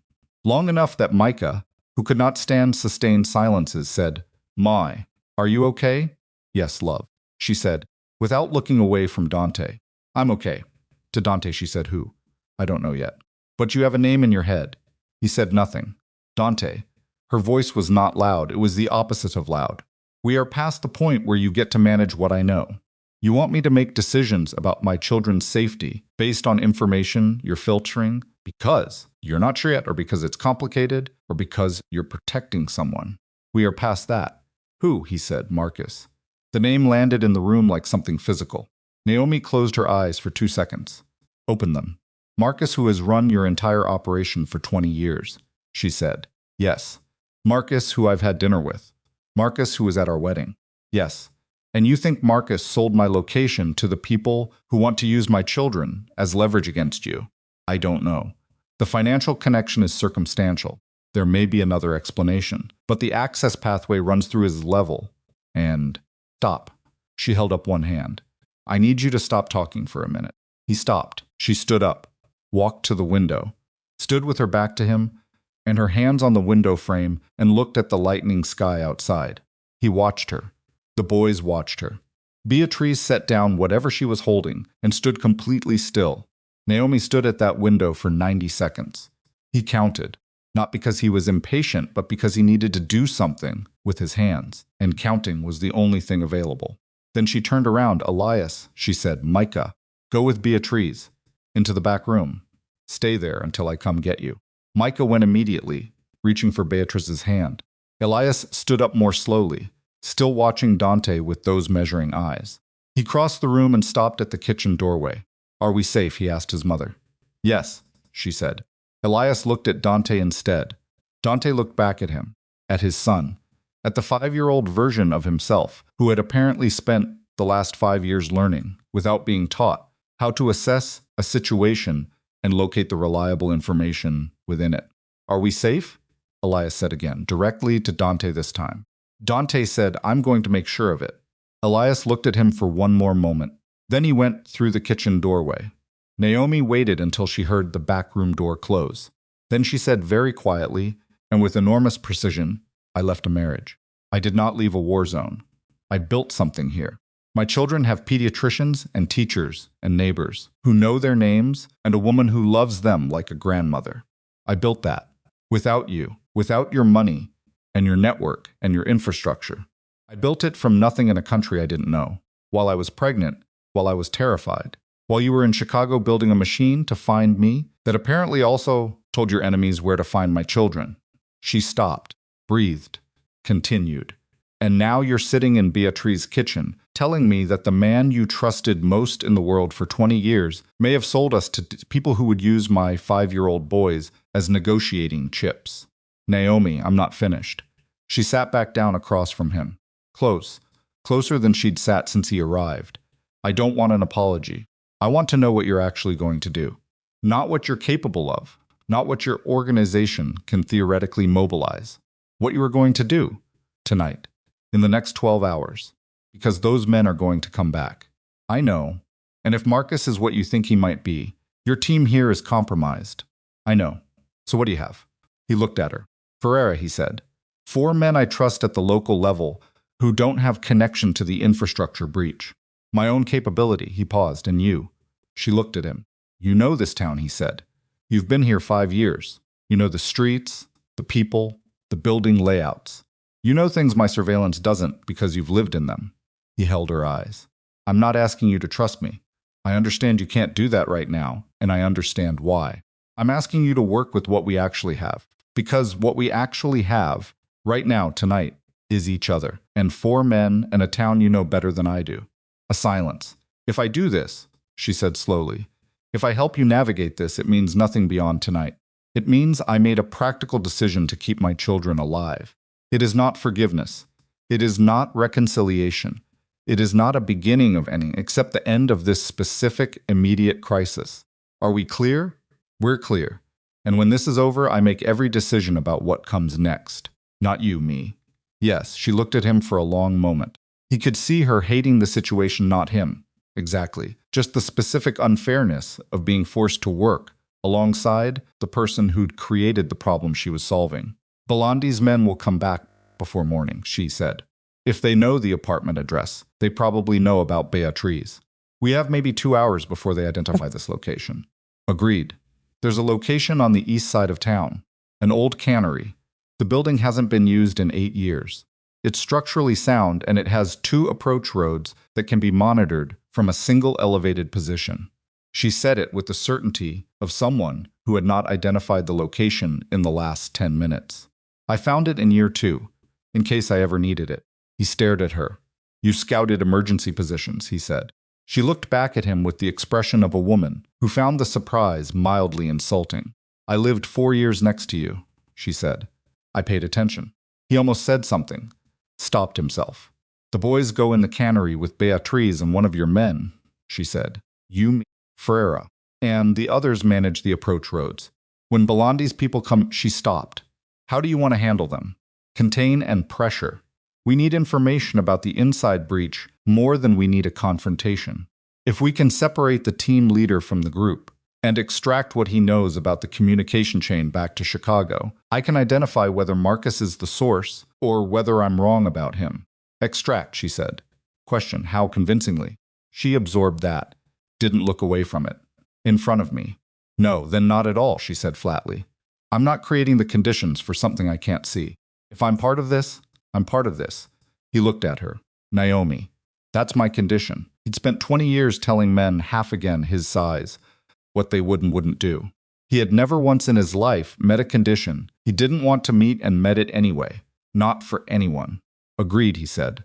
They moved 40 minutes later. The cannery smelled of salt and old metal and something organic underneath both of those. The particular smell of a building that had processed living things and still held the ghost of it. Ferreira's men cleared the structure in 7 minutes and established positions at both approach roads as Naomi directed, with the specific knowledge of someone who had mentally rehearsed this more than once. Beatriz settled the boys in the interior room with a seriousness that suggested this was not the most unusual thing she'd been asked to do in her 67 years. Micah fell back asleep within minutes, curled around his stuffed animal, with the absolute trust of a child who has decided the adults have the situation handled.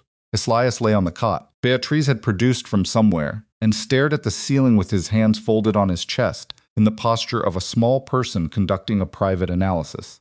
He doesn't sleep when he's worried, Naomi said quietly, looking through the doorway. He worries a lot? Dante asked. He's very much like his father, she said. Not warmly, just factually. They took their positions.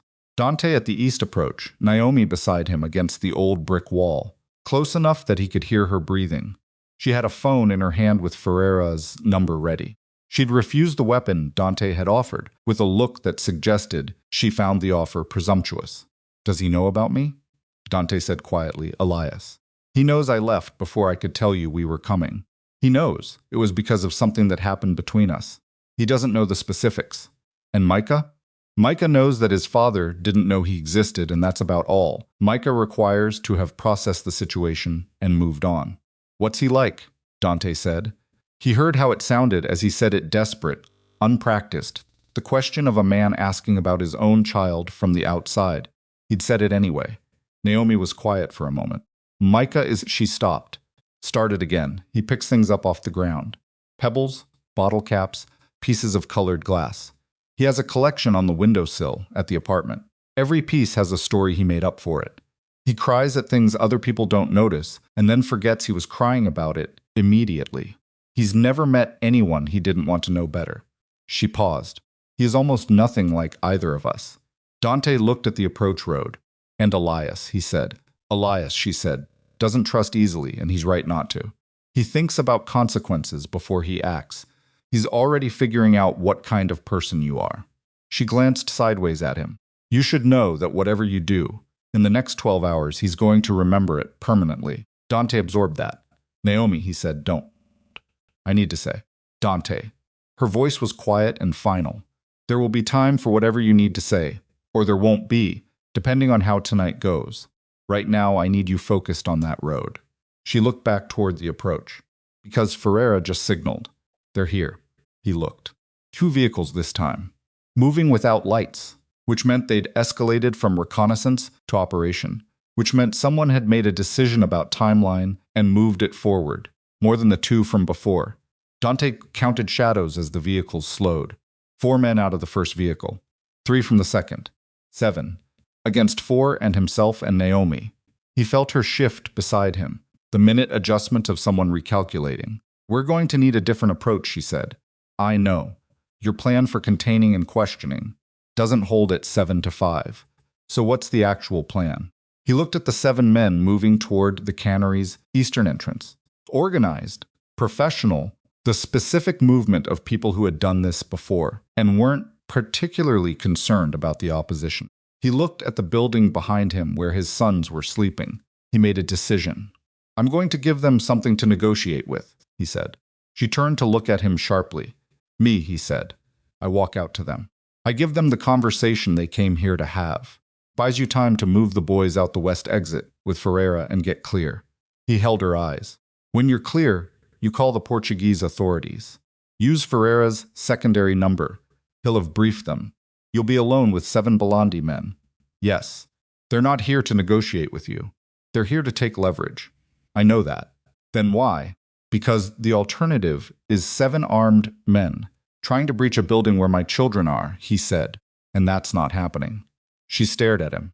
He could see her working through it, the angles, the risks, the probabilities, all of the calculation that she was capable of, and that was churning through her right now, alongside something else, something that didn't have a clean name, that was neither trust nor its opposite, but something more complicated than either.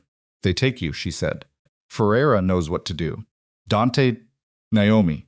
He looked at her, fully, the way he hadn't let himself look at her since he arrived, without managing it, without the layer of strategic distance he maintained as a matter of survival. Take the boys and go. That's all I'm asking. Just get them clear. She looked back at him for a moment that contained everything neither of them had said in 5 years. Then Ferreira's phone buzzed in her hand. She looked at it. She looked back at Dante, and she said the last thing he expected. There's another way, but it means you have to trust me completely. No override, no second guessing. If I tell you to do something, you do it. Can you do that? He looked at her. Can you? She repeated. He thought about what it cost her to ask. What it cost a woman who had rebuilt her entire life on the premise of not needing anyone to ask a man like him to trust her judgment over his own. Yes, he said. She was already moving. And somewhere in the darkness of the cannery behind them, Elias Carrick, who did not trust easily and was almost certainly not asleep, heard his father say yes and filed it away in the part of himself that was keeping score, waiting to see whether the word meant anything or whether it was the kind of thing men said when they needed something and didn't know how to ask for it any other way. Naomi moved like she had rehearsed this. Not frantically, that was the thing that struck Dante as he followed her through the cannery's interior, the rusted processing equipment, and the old chain systems hanging dead from the ceiling. She moved with a specific economy, some specific economy of someone who has spent 5 years quietly, preparing for a night she hoped would never come. She knew where the floor was soft near the east wall. She knew which door needed lifting before it would open. She knew the angle from the exterior window that gave a full view of the approach road without being visible from outside. She knew all of it. And she'd known it alone, which was the part that landed on him like something physical every time he registered it. There's a second level, she said under her breath, moving. Storage loft, accessible from the northwest interior ladder. It runs the full length of the east wall, and it's directly above the main entrance. If your men can hold the west exit open for 4 minutes while I get above them, what are you going to do from above them? Talk to them. Stop moving. Naomi, I said, no second guessing. She didn't stop. Ferreira's people blocked the vehicles. You hold the ground floor entrance. I go up. You gave me your word. She glanced back at him over her shoulder. Did you mean it or not? He meant it, and he hated meaning it, and he moved. He caught Ferreira at the west corridor. 2 seconds. Hand signals, because there wasn't time for words. And Ferreira read him, the way he'd been reading Dante for 12 years, and nodded and moved his 2 men into position at the vehicle blockade without asking a single question. The other 2 held the ground floor entry points, east and north, leaving the west clear. Naomi was already at the interior ladder. It was old iron, bolted to the brick wall, and it made a sound when she started climbing that seemed enormous in the quiet of the building. But the men outside were moving now and making their own sounds, and the operational noise covered it. Dante watched her go up, watched her pull herself onto the loft, with the arms of someone who had maintained physical capability not as a lifestyle choice, but as a practical preparation, and then he turned back to the entrance. 7 men. He could hear them at the exterior doors now. Professional. Checking the perimeter before committing to entry. Whoever had planned this operation for Belandi had sent people who knew what they were doing, which was a specific kind of problem, because amateurs were chaotic, and chaos had variables you could sometimes use. Professionals moved in patterns, and patterns were predictable, but predictable also meant efficient, and efficient meant they would breach this building in less than 3 minutes if he didn't give them a reason to pause. He gave them a reason. He stepped out of the shadow near the east entrance and stood in the open interior space, visible through the ground-level window grid, hands at his sides, and he waited. Outside, the movement stopped. He heard them register him, then a voice, accented but controlled, Carrick. Yeah, Dante said. Pause, step outside. You step inside, Dante said. You came this far. Come finish it. Another pause. They were recalculating. They'd come here for leverage, for Naomi, for the children, and instead they'd found him standing in the middle of an empty cannery in the dark, which didn't fit the operational template they'd been given, and that mattered because operations that don't fit templates require decisions, and decisions require authorization, and checking for authorization takes time. He was buying 90 seconds. He hoped Naomi needed less than that. The east door opened. Not all 7-2 came in first. The way trained men enter uncertain spaces, one covering the other, sweeping before committing. Dante stood where he was. He counted the distance between them, 12 feet, then 10 as they advanced. The lead man was big, late 30, but was the flat expression of someone who had long since stopped finding any of this interesting. He had the grip on his weapon that told Dante he was competent rather than aggressive. He wasn't displaying the gun, just holding it at the angle of someone who would use it if the calculation warranted it. Where are they? The man said. Who? Dante said. Don't. The man took another 2 steps. 8 feet now. The woman and the children. The building surrounded. There's nowhere they go. Just tell me where they are, and this ends without anybody getting hurt. I don't believe the second part of that, Dante said. So we're going to stand here for a minute. Carrick, I said we're going to stand here. His voice dropped. Not a performance. He was actually genuinely calm, with the specific calm of a man who has located the thing he's most afraid of losing and placed himself between it and the immediate threat. You came here because Belandi told you I have a weakness. You found it. That's done. Now you're inside my territory in a foreign country with a breach of operational security that your organization didn't fully think through. And you've got about 2 minutes before the Portuguese authorities respond to a call that went in before your vehicle stopped outside. So before this becomes something neither of us can walk back from, you're going to tell me who inside my organization gave Belandi the access code. The man's expression didn't change, because that person, Dante continued, is the real problem. Not you. Not Belandi's territorial ambitions. Whoever sold me out from inside my own house, that's the issue I'm actually here to resolve. And if you give me a name, right now, in the next 60 seconds, I will walk out of this building with you, and we will have a conversation with your employer about what a renegotiated arrangement might look like. Because I'm not going to war over a breach that was my own failure to manage. He paused. But if you don't give me a name, and you move toward that back room, then there's nothing to negotiate, and we both lose something tonight that neither of us gets back. The man looked at him. The second man, behind and to the left, had his eyes on the shadows near the wall. Good instinct. Wrong wall. Above them, on the storage loft, running the full east length of the building, Naomi lay flat against the old wood planking and listened. She could see through the gaps between boards, partial angled, but enough. 2 men on the ground floor below her. Dante standing 12 feet from them. 5 more outside, probably repositioning. She had her phone in her hand, Ferreira's number open. She was not going to use it yet. She was listening to Dante work the man below, and she was registering despite every instinct she had to resist, registering anything about Dante Carrick with anything other than practical assessment that he was good at this, that the version of him she'd watched across dinner tables and gala events for 4 years, the controlled, economical presence that rarely raised his voice and never needed to, was the same version currently standing 8 feet from a gun and making the man holding it recalculate. The lead man said, "I don't have a name to give you." "Then you don't know," Dante said. "Which means you're operational, not strategic. Which means the name is above your level." He paused. "Is your team leader outside?" A slight hesitation. "Bring him in," Dante said. "Just him. You stay here. Tell the others to hold." The man stared at him. "I'm standing here alone in an empty building," Dante said. "I'm not running. I'm not fighting. I'm asking you to bring me someone who can actually make a decision. If your team leader isn't capable of that, then Belandi sent the wrong people, and we're all wasting each other's time." Another pause, longer. The man's eyes went to his partner briefly, the kind of look that communicates entire conversations in a second, and then he made a small movement with his head toward the east door. Partner went out. Naomi pressed herself flatter against the loft planking and breathed through her mouth, slowly, the way she'd learned to breathe when the boys were newborns, and she'd spent nights lying in the dark, listening for sounds that might mean something was wrong. Below her, the lead man and Dante stood 8 feet apart in silence. 40 seconds, maybe 50. Then the east door opened again. The team leader was younger than Naomi expected. Mid-30s, compact build, the kind of face that was careful rather than hard, the face of someone who'd gotten to his position through intelligence rather than raw force.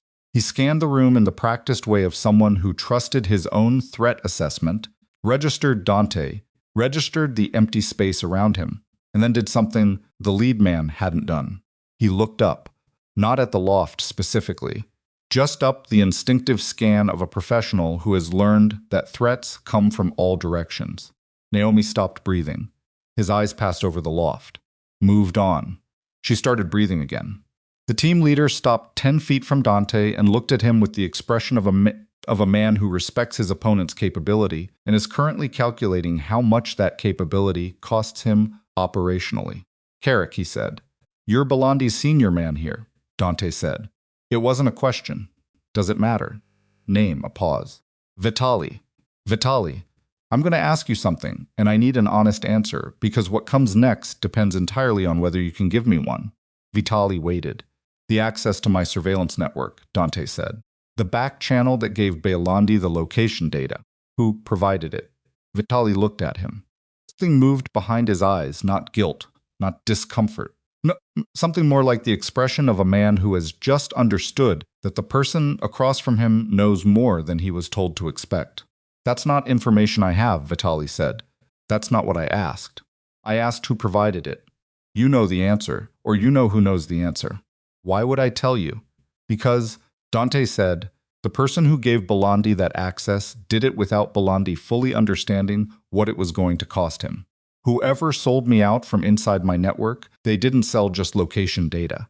They sold access to a surveillance infrastructure that touches things Belandi's lawyers are not going to want anywhere near their client when this surfaces. And it's going to surface. I'm going to make sure of it. Which means Belandi is going to need someone to hand over when the heat arrives." He paused. "I'm offering to let that someone be the person who actually deserves it. The inside man. Not your organization." Vitali studied him. "That's a significant offer," Vitali said carefully. "The only offer." Vitali was quiet. Dante watched him think, actually watched him work through it. The cost analysis, the risk calculus, the particular algebra of criminal politics, where loyalty was always conditional on whether the math supported it. Above them, Naomi heard footsteps, not from outside. From within the cannery, the south corridor, The approach she and Dante hadn't covered because Ferreira's men were supposed to be holding it. Were supposed to be. She turned her head slowly and looked toward the south end of the loft. A man had come up the interior staircase at the south end, not the ladder she'd used. A structural staircase built into the building's original design that she hadn't seen on her initial assessment because it had been behind equipment she hadn't moved. He was already on the loft level, 15 feet from her.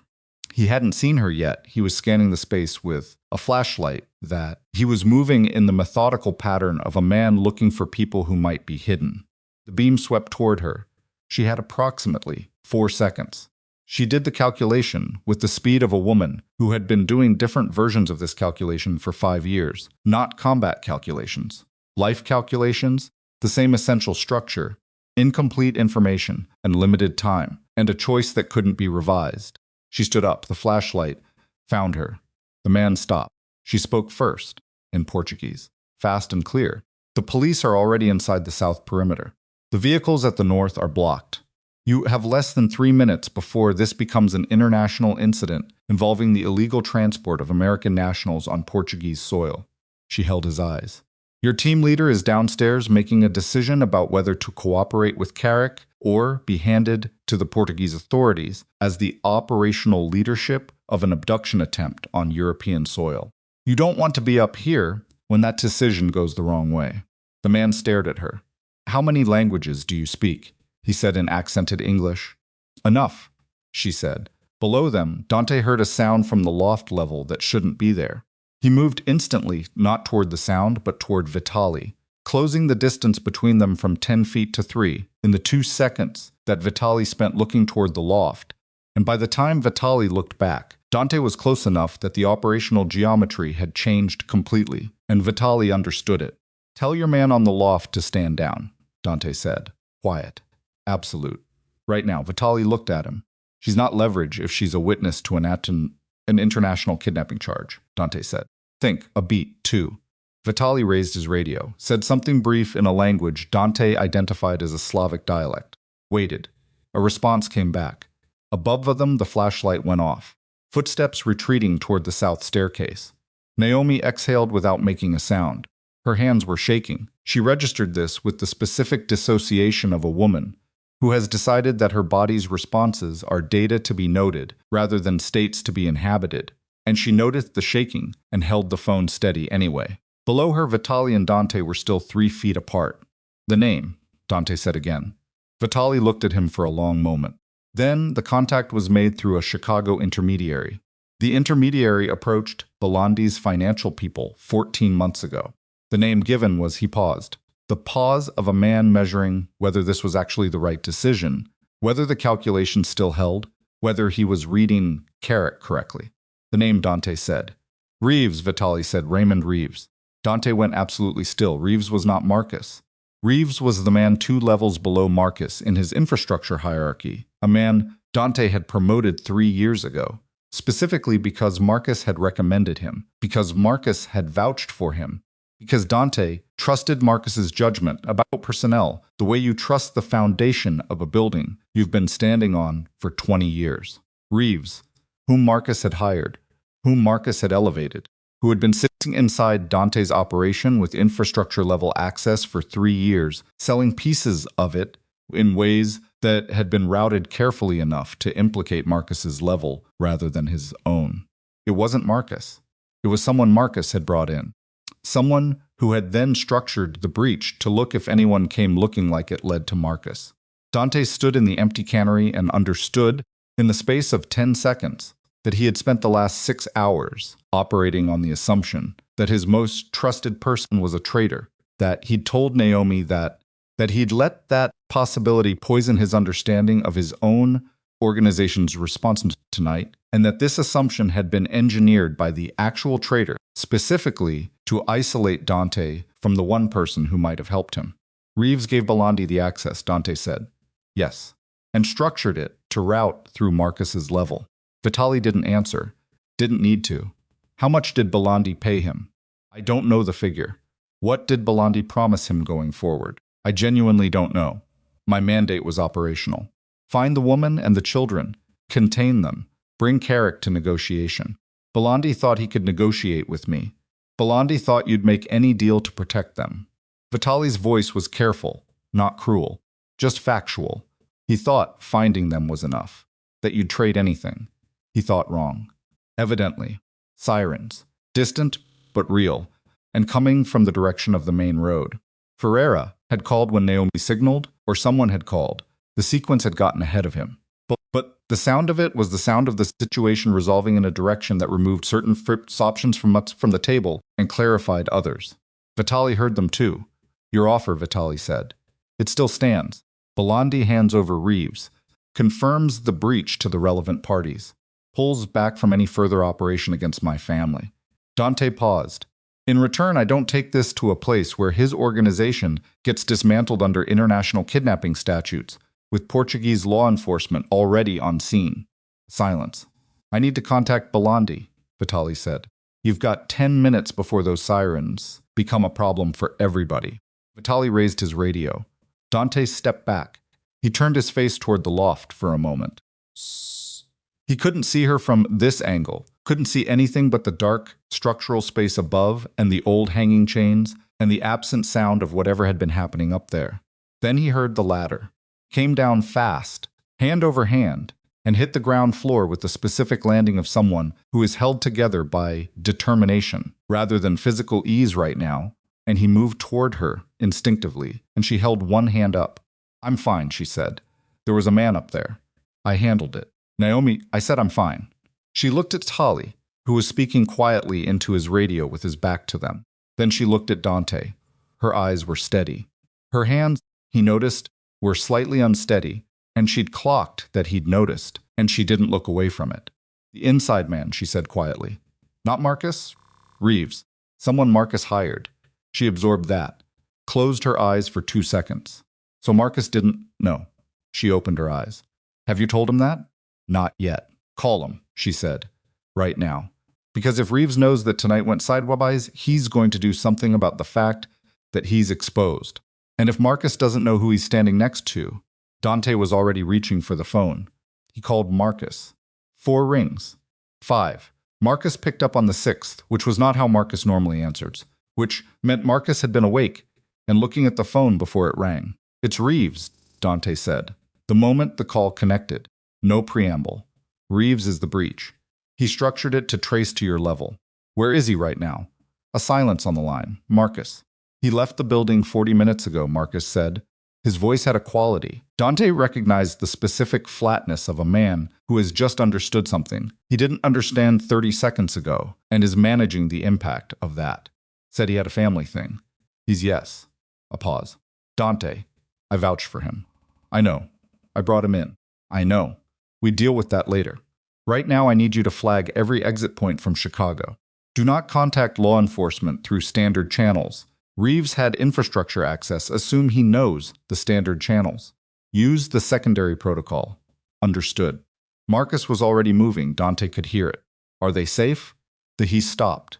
The particular stop of a man who has been carefully not asking his question for 5 years and is not going to start now without permission. They're safe, Dante said. Talk later. He ended the call. Vitali had put down his radio. Dante looked at him. Belandi agrees to the terms, Vitali said. He didn't sound pleased about it. He sounded like a man delivering the decision of someone else, who has done their own calculation and arrived at the same arithmetic Dante had laid out. Reeves will be made available through an intermediary within 72 hours. The operation against your family is terminated. Belandi, Lacolandi requests assurance that the port law enforcement presence tonight is contained. I'll do what I can, Dante said, which is more than he's owed. Vitali nodded. One more thing, Dante said. Belandi should understand something for future reference. My children are not leverage. They will never be leverage. Whatever I am, whatever I've built, whatever Belandi or anyone else thinks they can use against me, those 2 boys are not part of it. Not now. Not ever. If he needs that in writing, I'll provide it in whatever form his lawyers prefer. But he needs to understand it in the way that doesn't require lawyers first. Vitali looked at him for a moment. I'll convey it, he said. Make sure he hears it. Vitali gathered his men, and they left through the east entrance in the organized, unhurried way of people who are choosing to leave rather than being forced out, which was an important distinction in the specific grammar of criminal operations, a distinction that preserved certain fictions that made future arrangements possible. Dante watched them go. Ferreira appeared at the west corridor. Portuguese police are 2 minutes out, Ferreira said. They'll want to speak to someone. Make it you, Dante said. Technical violation of a construction perimeter. Dispute between two parties that has been resolved. Nobody pressed charges. He looked at Ferreira. Can you manage it? Yes. Ferreira paused. The boys? Beatriz is with them. West back room. Dante turned toward the corridor. Tell your men they're done for tonight. I'll handle the rest. Ferreira nodded and was gone. Dante turned. Naomi was standing in the center of the cannery floor, in the dim light that was starting to come through the window grids, as the sky outside moved toward genuine dawn, not the false gray of pre-dawn but actual light, the kind that showed things in their real colors rather than their night approximations. She looked exhausted, not the exhaustion of the last few hours, the exhaustion of 5 years of being every wall and every door and every watchman simultaneously, of never being able to put something down because there was no one else to hold it. She looked at him. It's over, he said. This part, she said. Yes, this part. She nodded slowly, looked around the cannery at the old equipment and the hanging chains and the loft overhead where she'd stood down an armed man in 2 languages in the dark. She looked at all of it with the expression of a woman taking inventory of a situation she survived, which was different from the expression of a woman who feels safe. The boys, she said. I'll get them. No. She moved toward the corridor. I'll get them. She stopped, stood with her back to him for a moment. You can come. He followed her. Down the west corridor, through the back room door, into the space where Beatriz sat on an overturned crate with Micah asleep in her lap and Elias sitting beside her on the floor, knees up, arms around his knees, awake and alert and looking at the door the moment it opened. Elias looked at his mother. His body changed the specific loosening of a child who has been holding themselves rigid with the effort of not expressing fear and has just been given permission to release it, not crying. We're okay, Naomi said. She crossed the room and crouched in front of him and put her hands on either side of his face and looked at him. We're okay, I promise. Elias nodded. His jaw was tight. Then he looked past her. At Dante standing in the doorway. Dante stood very still. He was aware of how he must look the suit that had not been designed for a night like this, the evidence of the last several hours in his face and in the way he was holding himself. He was aware that Elias was doing the assessment, running the same calculation he'd been running since the moment he first saw Dante in Beatriz's kitchen, and that this particular data point, his father, standing in a doorway at dawn in a building that had just been the site of something a 5-year-old shouldn't have been anywhere near, was going into the calculus. Dante didn't try to manage it.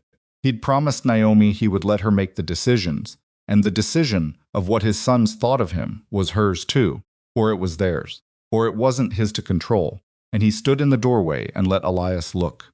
Did you keep her safe? Elias said. The question landed in the room. Naomi turned slightly, watching. Beatrice's hand stilled on Micah's back. Dante looked at his son. We kept each other safe, he said. She had a better plan than I did. Elias processed this, looked at his mother, back at Dante. Okay, he said finally. The same word he'd said in the apartment when Naomi told him. His father didn't know they existed. Okay. The word of a child who has decided to accept data without judgment for now, pending further evidence. Dante exhaled. Micah stirred in Beatriz's lap, blinked, looked around at the room with the specific confusion of a child waking somewhere unfamiliar. Then he saw Dante, and something in his face did the opposite of Elias's. Instead of assessment, just a kind of uncomplicated recognition, as if he'd decided somewhere in his sleep that this man was something to move toward. Hi, Micah said. Hi, Dante said. Are we going home? Dante looked at Naomi. Naomi looked at him for a long moment. In the growing dawn light coming through the high windows, he could see everything in her face, the exhaustion, the remnants of adrenaline, the particular expression of a woman who is about to say something she hasn't fully decided yet, but has been pushed to the edge of. The way you are pushed when the alternative to a decision is the paralysis of not making one. We need to talk about that, she said. To Micah, to Dante, to the room. But first she stood. She looked at Dante with the flat, level look that he was beginning to understand was not hostility, but proximity, the look she gave things she was standing close enough to see clearly rather than at the managed distance she preferred. The apartment is burned, she said. We can't go back there, which means tonight changed things regardless of what I want. She paused. You understand that this doesn't mean I've decided anything. I understand. You understand that I'm making a practical decision, not an emotional one. I understand. And you understand that if you use my practical decision as evidence of something it isn't, I will make your life very difficult in ways that don't involve violence, but are nonetheless comprehensive. I believe you, he said. She looked at him for one more moment. Then we go somewhere that isn't here, she said. And tomorrow, when everyone has slept and Micah has eaten something, because he always gets terrible when he's hungry, we have an actual conversation about what this situation requires. She paused. Not what you want, what the situation requires. Can you tell the difference? He thought about 20 years of never telling the difference. Thought about a ring in an envelope and 2 words on a piece of paper, and a photograph of a woman walking in morning light with her hand in each of her sons. I'm learning to, he said. She held his eyes for a beat, longer than was strictly necessary. Then she turned and picked up Micah from Beatrice's lap and settled him against her hip, and Beatrice stood with the particular creak of a woman rising from an improvised seat who was not going to complain about it. And Elias stood beside his grandmother, who wasn't, and looked at the door.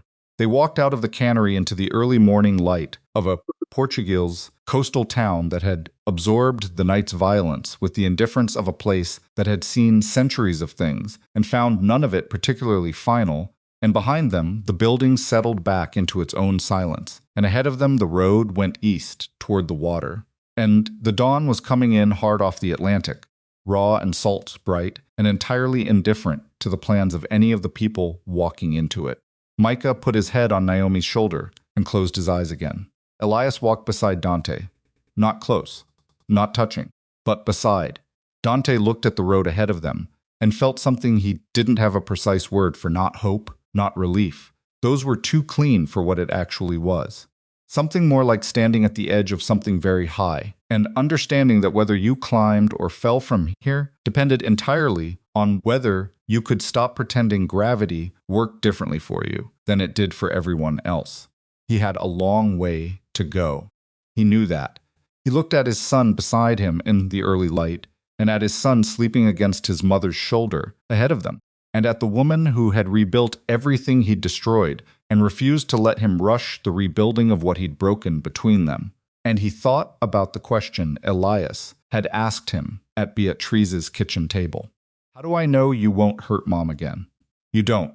You'll have to watch what I do. Elias was watching. Dante walked. And somewhere back in Chicago, Raymond Reeves was running toward an exit that Marcus was already closing, and Belandi was sitting with the cost of a miscalculation, and Celeste was living a life that was about to get significantly more complicated. And none of that, none of the empire, none of the criminal infrastructure, none of the 20 years of building something that turned out to have a rotten piece at its center, none of it was walking down this road in the early morning light of a country that didn't know his name.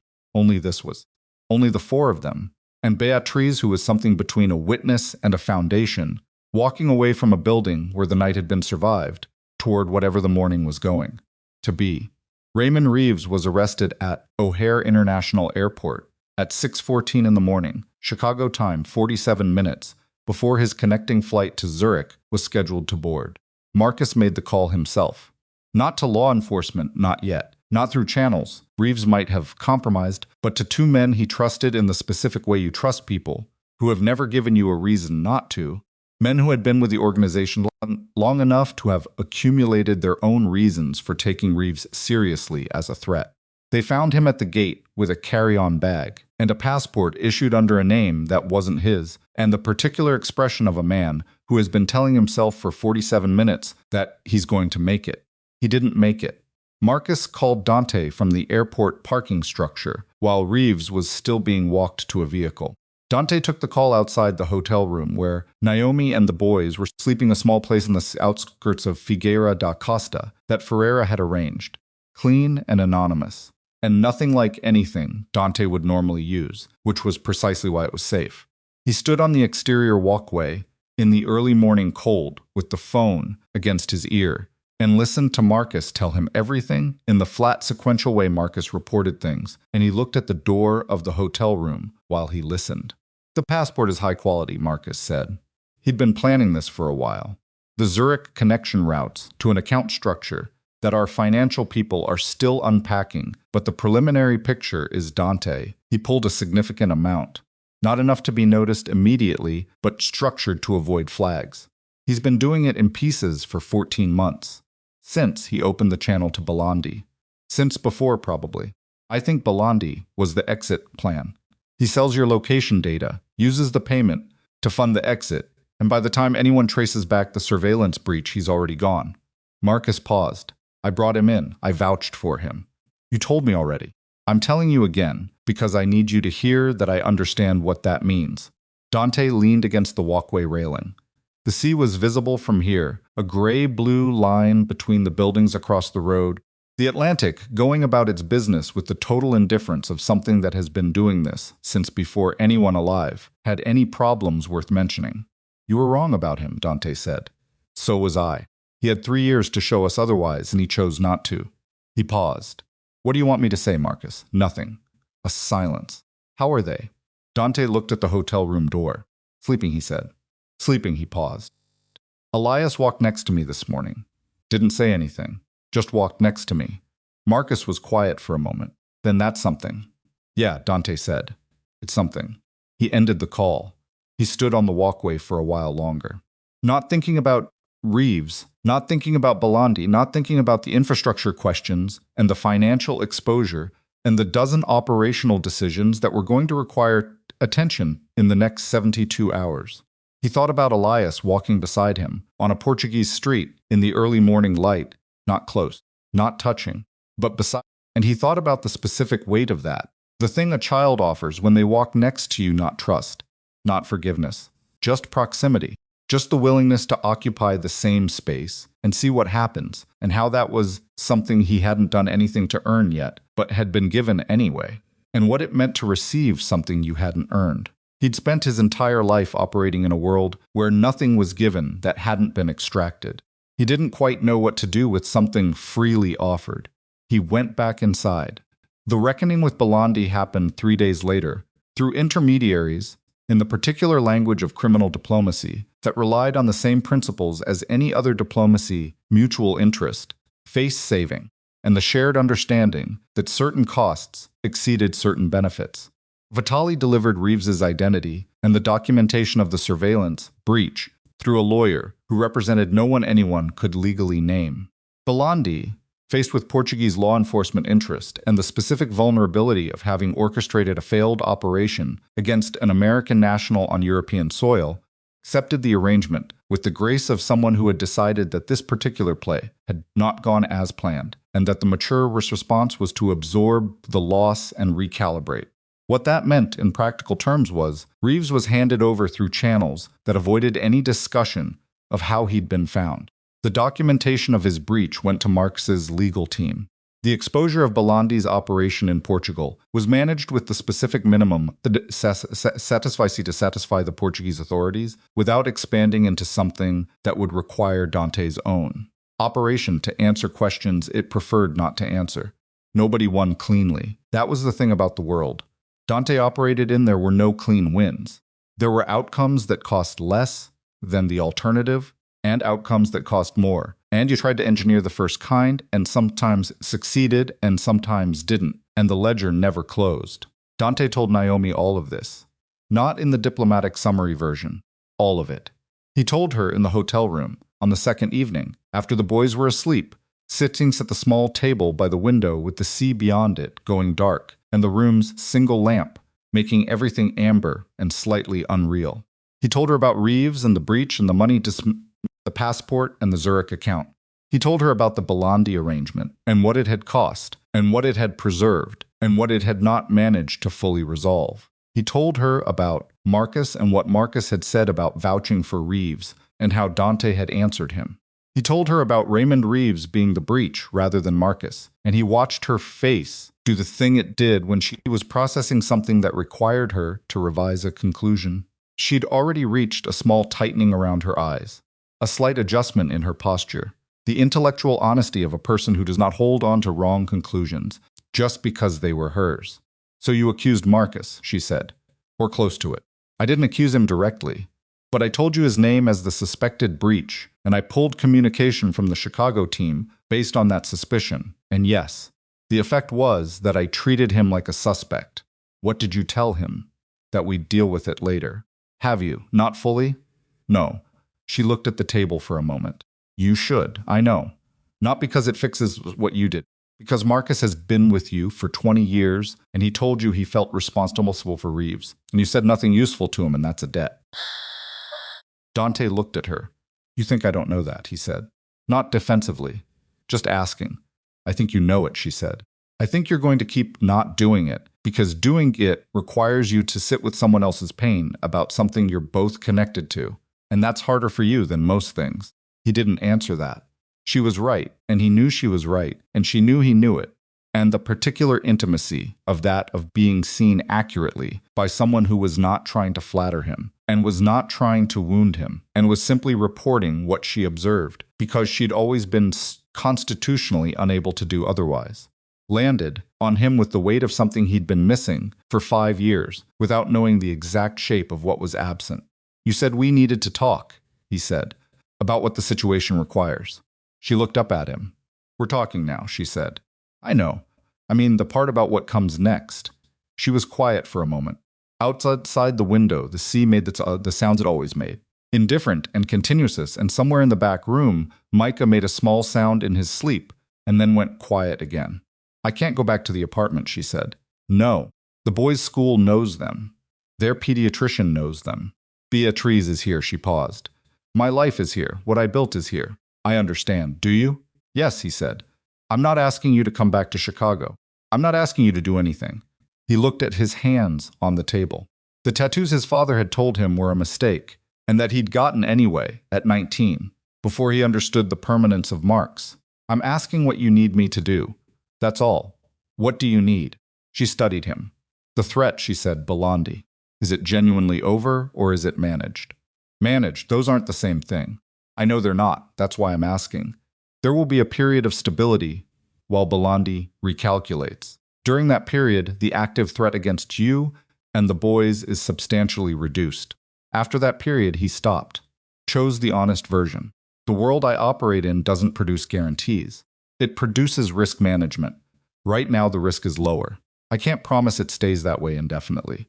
Which means the only way to produce something closer to a guarantee is to change the fundamental architecture." He said it the way he said things he'd thought about for a long time, and had decided were true even though he'd have preferred them not to be. "Which means dismantling what I've built." She looked at him. "I'm not saying this to impress you," he said.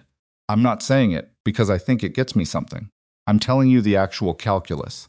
My organization is the reason they came after you. It will continue to be the reason as long as it exists in the form it currently exists. That's the fact I can't argue my way around.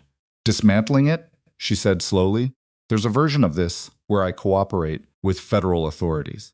There are things they want that I have documentation, operational records, financial networks, the kind of information that goes up the chain well past my operation.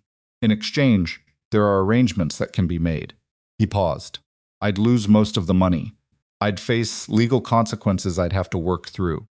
And I'd be handing over people who trusted me with information that I'd be using to protect myself. People who chose to be in your world," she said. "Some of them. Others who just worked adjacent to it, without full knowledge. And you'd do this. I'm considering it." She sat back slightly. Something in her face shifted not toward warmth, exactly, but toward a different quality of attention, the kind that meant she was taking something seriously, rather than just hearing it. "Why?" she said. He looked at her. "Not for me," she said. "I need to know. It's not for me. I need to know you're not burning down 20 years of your life to make a gesture that you think is going to. It's for Elias," he said, quietly, "and Micah. And because Elias asked me if I'd keep you safe, and I told him we kept each other safe, which was true for one night in a cannery, and I'd like it to be true for longer than that. And because he stopped, pressed on. Because I stood on the street outside this hotel last night, and I thought about my sons sleeping inside, and I thought, what are they inheriting? If I rebuild what I have, what do I hand them? And I don't want to hand them this. The room was very quiet. I've been thinking about it since the photograph, he said. Since I saw you walking with them. Not in the way I'm telling you about it now. It wasn't this articulate. It wasn't anything I could have said out loud. But it was there. The question of what I'm building and for whom. He looked at the table. I've been building it for myself. For 20 years. That's the honest answer. And the honest answer is starting to cost more than it's returning. Naomi sat with that for a long time. He let her. He didn't push it, didn't follow it with another argument, didn't manage the silence the way he managed most things. He just let her think, because she was a person who thought and whose thinking led somewhere, and he'd learned, once, a long time ago, to trust where she arrived. He'd just forgotten for a while that her arrivals were worth waiting for. You'd need a lawyer, she said finally. He blinked. A good one, she said. Not from your current circle. Someone completely outside your existing legal infrastructure, because anything that touches your current people is potentially compromised. She was already in the mode she used for problems not emotional, not performative, just precise. I know someone in Brussels who handles international financial law. She's not cheap, and she's not going to tell you what you want to hear, but she's clean. She paused. If you're serious about this. I'm serious. She looked at him. Okay, she said. It was the same word Elias used. He noticed. He thought about what it meant in Naomi's version, not acceptance, not forgiveness, just the specific willingness to take the next step and see where it went. He'd take it. The meeting with Celeste happened 6 weeks later, and it was Naomi who arranged it. Not because anyone asked her to.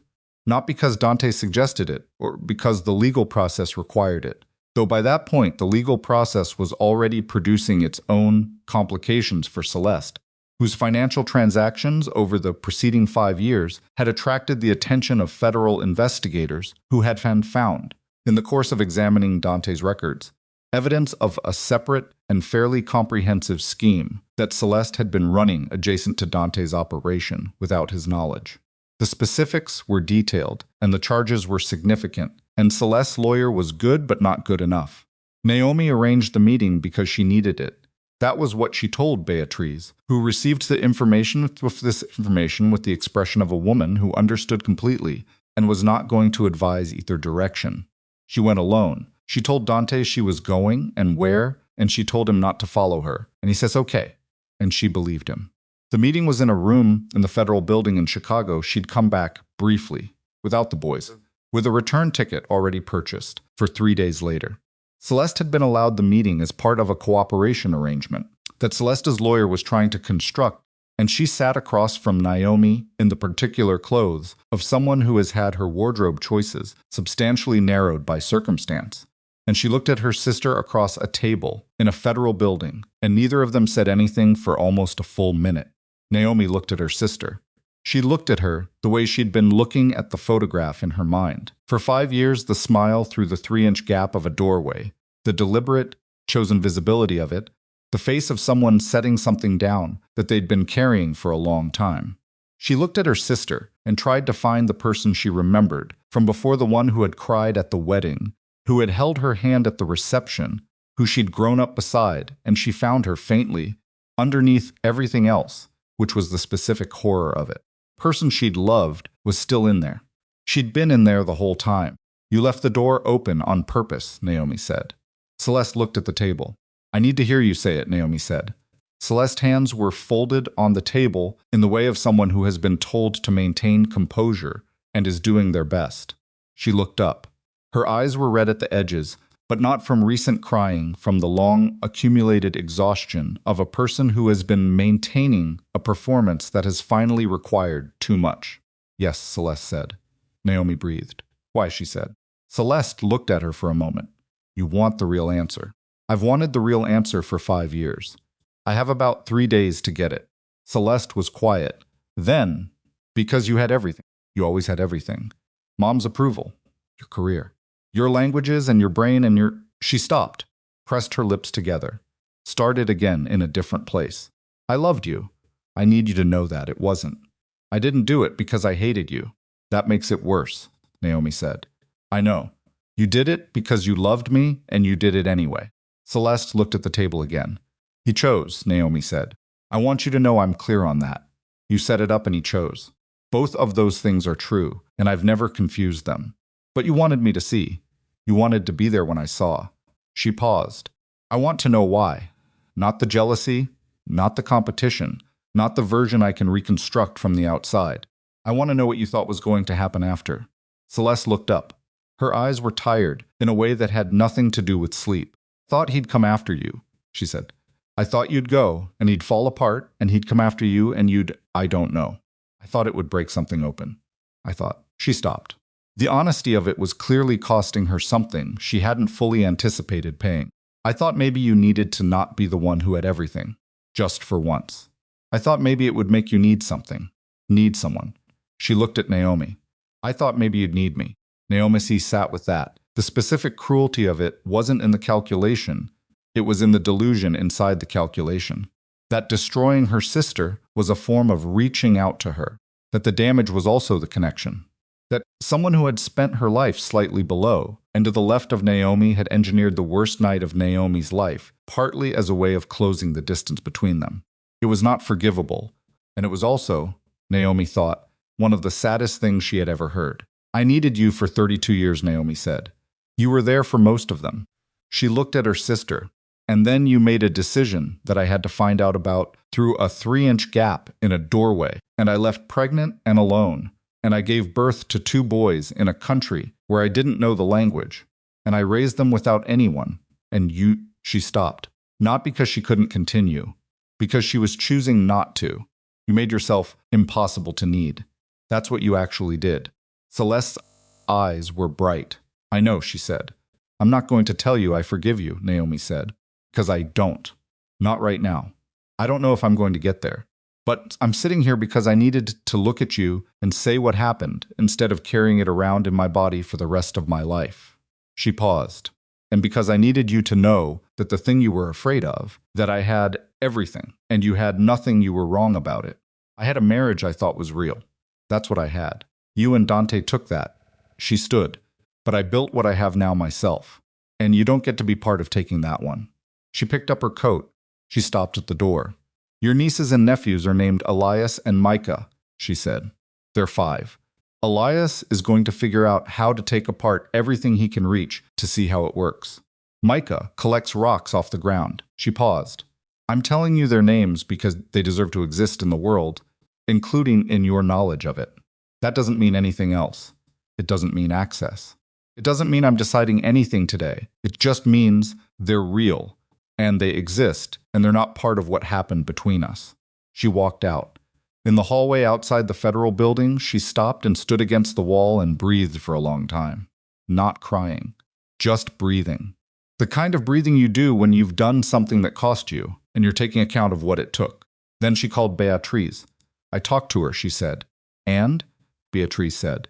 And I'm going to go get coffee, and then I'm going to go back to the hotel and probably sleep for 10 hours. Good, Beatrice said. The boys made something for you. Micah made it mostly. He made me spell the words, but he did the writing. What does it say? It says, come home soon. We miss you, Micah and Elias. The I in Elias faces the wrong direction. Naomi pressed her hand over her mouth for a moment, then removed it. I'll be home in 2 days, she said. She was. The year that followed was not a film version of rebuilding. It was slower than that, more specific. More ordinary, in ways that were sometimes quietly devastating and sometimes unexpectedly fine. Dante's legal process moved at the pace. Legal processes moved gradually, with setbacks, with moments where the arrangement seemed to be falling apart, and moments where it consolidated, and moments where Dante sat in his lawyer's office and stared at a document that described in federal language 20 years of his life and felt something he didn't have a name for. That was neither regret nor relief, but somewhere in the complicated territory between them. He lost most of the money. That was accurate, not metaphorical. The estate in Chicago went. The holdings in 6 other states went. What remained after legal fees and settlements was enough to live on without working, Enough to establish something new if he chose to, but not enough to rebuild an empire, and that was the point. Point was the removal of the architecture. The point was that the thing his sons would inherit would be a man, not a structure. He stayed in Portugal. That was his choice, not Naomi's request, not the boy's need. His decision, made after 2 weeks of looking at the options and understanding that the option he actually wanted was to be where his sons were, even if where his sons were was an apartment 2 streets from Naomi's that he rented with the specific humility of a man who has understood that proximity is not the same as possession. He took Elias to school on Tuesdays and Thursdays because Naomi had early calls on Tuesdays and Thursdays for the Brussels legal firm she'd started consulting with. He learned which teacher Elias trusted and which one made him tense. He learned that Micah could not eat eggs prepared anyway other than scrambled, and that this was not negotiable. And that finding this out through a fried egg incident on a Saturday morning was the kind of specific domestic information that no surveillance network in 17 countries would have given him. Elias watched. He watched everything.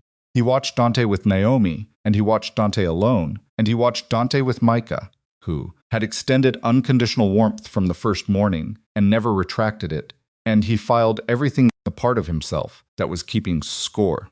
He asked questions, sometimes, direct questions in the way children are direct, when they haven't yet learned to obscure the thing they actually want to know. "Do you live with us now?" he asked. On a Sunday in the kitchen of Naomi's new apartment, which was slightly larger than the previous one, and had a window that looked toward the harbor. "No," Dante said. "I live on Rua das Acacias, 2 streets. Elias considered this. "Why?" "Because your mom and I are figuring things out. And while we're figuring them out, 2 streets is the right distance." "What are you figuring out?" "Whether we can trust each other again," Dante said. He'd learned, through Elias specifically, that the softened version of the truth was always detected and resented. It takes time, and it requires us both to make choices over a period of time rather than one big choice all at once. Elias thought about this. "Micah thinks you're going to move in," he said. "What do you think?" Elias looked at him with those measuring eyes. "I think you have to ask Mom," he said. "And I think she has to actually want to say yes, not just say yes because it's easier." Dante looked at his son. "That's exactly right," he said. Elias went back to whatever he was building on the kitchen table, some structure involving cardboard and tape that had been ongoing for 3 days, and whose purpose he had not disclosed. Naomi appeared in the kitchen doorway, with 2 cups of coffee. She handed one to Dante. She'd heard the exchange. The acoustics of the apartment were not designed for privacy, and her face had the expression it got when Elias said something that landed more accurately than expected. She sat at the table across from Elias. Dante sat beside her. They drank coffee while Elias built his structure, and the Sunday morning went on around them, with the specific texture of an ordinary hour that wasn't ordinary at all. That was, in fact, one of the most carefully earned hours any of them had ever occupied, built from months of smaller hours, each one requiring a choice that could have gone a different way. Naomi put her coffee cup down. She looked at Dante. "I want to tell you something," she said. He looked at her. "The night I left," she said, "I walked downstairs and I took my ring off and I wrote that note, and I was completely certain I was doing the right thing, that I was protecting myself, that there was no version of staying that was survivable." She paused. "I want you to know that I still think that was true. That leaving was right. That what I built in Portugal was real and worth building, and I'd do it again." "I know," he said. "And I want you to know that, knowing all of that, being certain that leaving was right, being certain that what I built is real, doesn't prevent me from also being here. Drinking coffee with you on a Sunday morning." She looked at him steadily. "Those 2 things can both be true." He looked at her. "What does that mean?" he said, not demanding, asking. "It means I'm not going to pretend that we're starting over," she said. "We're not 28. We don't get to start over. We get to start from here, which is a specific and complicated place with a specific and complicated history, and that's what we work with." She paused. "If you want to work with it." He thought about the ring in the drawer. He'd brought it with him to Portugal. He hadn't intended to, or he'd intended to, without fully acknowledging the intention. The ring that she'd sealed in an envelope and left on a pillow 5 years ago. He had it. He hadn't shown it to her. He didn't know what he was going to do with it. "I want to work with it," he said. She nodded. Outside, through the harbor window. The Atlantic was doing what it always did coming in, going out, utterly unconcerned with the specific human decisions being made within range of its sound. Micah was somewhere in the back of the apartment, creating a noise that suggested he had found something he shouldn't have, and was having a spectacular time with it. Elias had finished his cardboard structure, and was now examining it with the critical eye of a builder whose vision had exceeded the material. Dante looked at all of it. This ordinary, specific, improbable Sunday morning with coffee going cold in his hand and his sons at the table and the woman he'd broken and lost and been forgiven by, in ways he hadn't yet fully earned but was working toward. He looked at all of it with the flat, clear-eyed attention he'd always given to things that mattered, and he thought, this is not what I built. This is what survived what I built. This is the thing underneath that was there, before the empire and after it. He thought about Elias walking beside him in the early light outside the cannery. He thought about Micah running toward him across a room. He thought about Naomi standing in a cannery doorway at dawn, saying, "We kept each other safe. He had a better plan than I did," and the specific dignity of telling your son the true thing rather than the impressive thing. He thought about 3 inches of open doorway that had ended one life and begun, without anyone's intention, a much harder and much truer one. One afternoon in November, 8 months after the night in the cannery, Dante drove Elias home from school, and Elias, who had been quiet the whole drive in the focused way he was quiet, when he was building toward something, said from the back seat, "I looked you up." Dante kept his eyes on the road. "What did you find?" "A lot of stuff. Some of it was scary. Some of it I didn't fully understand." A pause. "Are you a bad person?" Dante drove for a moment. "I've done bad things," he said. "I've made choices that hurt people. I spent a long time believing that the thing I was building was worth what it cost, and I was wrong about that." He paused. "Whether that makes me a bad person, I think that depends on what comes next, on what I do with the part of my life that's left." Elias thought about this. "Mom says people are what they do," he said. "Your mom's right. So what are you doing?" "I'm trying to be worth the time you're spending watching me," Dante said. A silence, then Elias said, "Okay." The car pulled up to the apartment. Elias got out.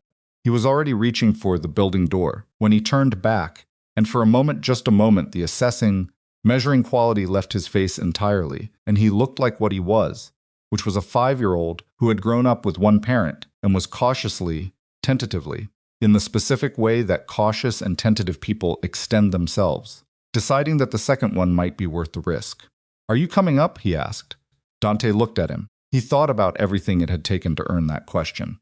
Cannery and the Portuguese street and the hotel room and the federal building documents, and 8 months of Tuesdays and Thursdays, and Saturday egg incidents and Sunday coffee, and all the small, specific, ordinary moments that were not grand. Gestures and not dramatic declarations, but were the only currency that actually counted. "Yeah," he said. "I'm coming up." He locked the car. He followed his son into the building and up the stairs. And on the second-floor landing, Micah's voice was already audible from inside, some enthusiastic narration of something that had happened at the level of importance. Micah assigned to everything, which was maximum, and Dante stood for a moment with his hand on the door. He was not the man who had stood in the hallway of a Chicago estate 5 years ago, waking to an empty bed and 2 words on a piece of paper. He was not the man who had deployed 17 countries of surveillance infrastructure to find one face. He was not the man who had built an empire and called it protection and believed his own argument. He wasn't sure yet what he was. But Elias was on the other side of this door, and Micah was on the other side of this door, and Naomi complicated and honest and capable of building something out of nothing in a country she didn't know, capable of standing down an armed man in 2 languages in the dark, capable of drinking coffee with him on a Sunday morning and calling it beginning. Naomi was on the other side of this door. He opened it. He went inside, and the door closed behind him on everything he used to be, not with the finality of an ending, but with the ordinary sound of a man coming home to the life that had survived him, the one that was harder than anything he'd built, and the only one that was worth the cost of walking into it every single day, with nothing to offer, except the willingness to keep showing up and be seen for exactly who he was. No empire. No empire's shadow, no carefully managed distance between himself and the things he was afraid to lose. Just a man. Just a father.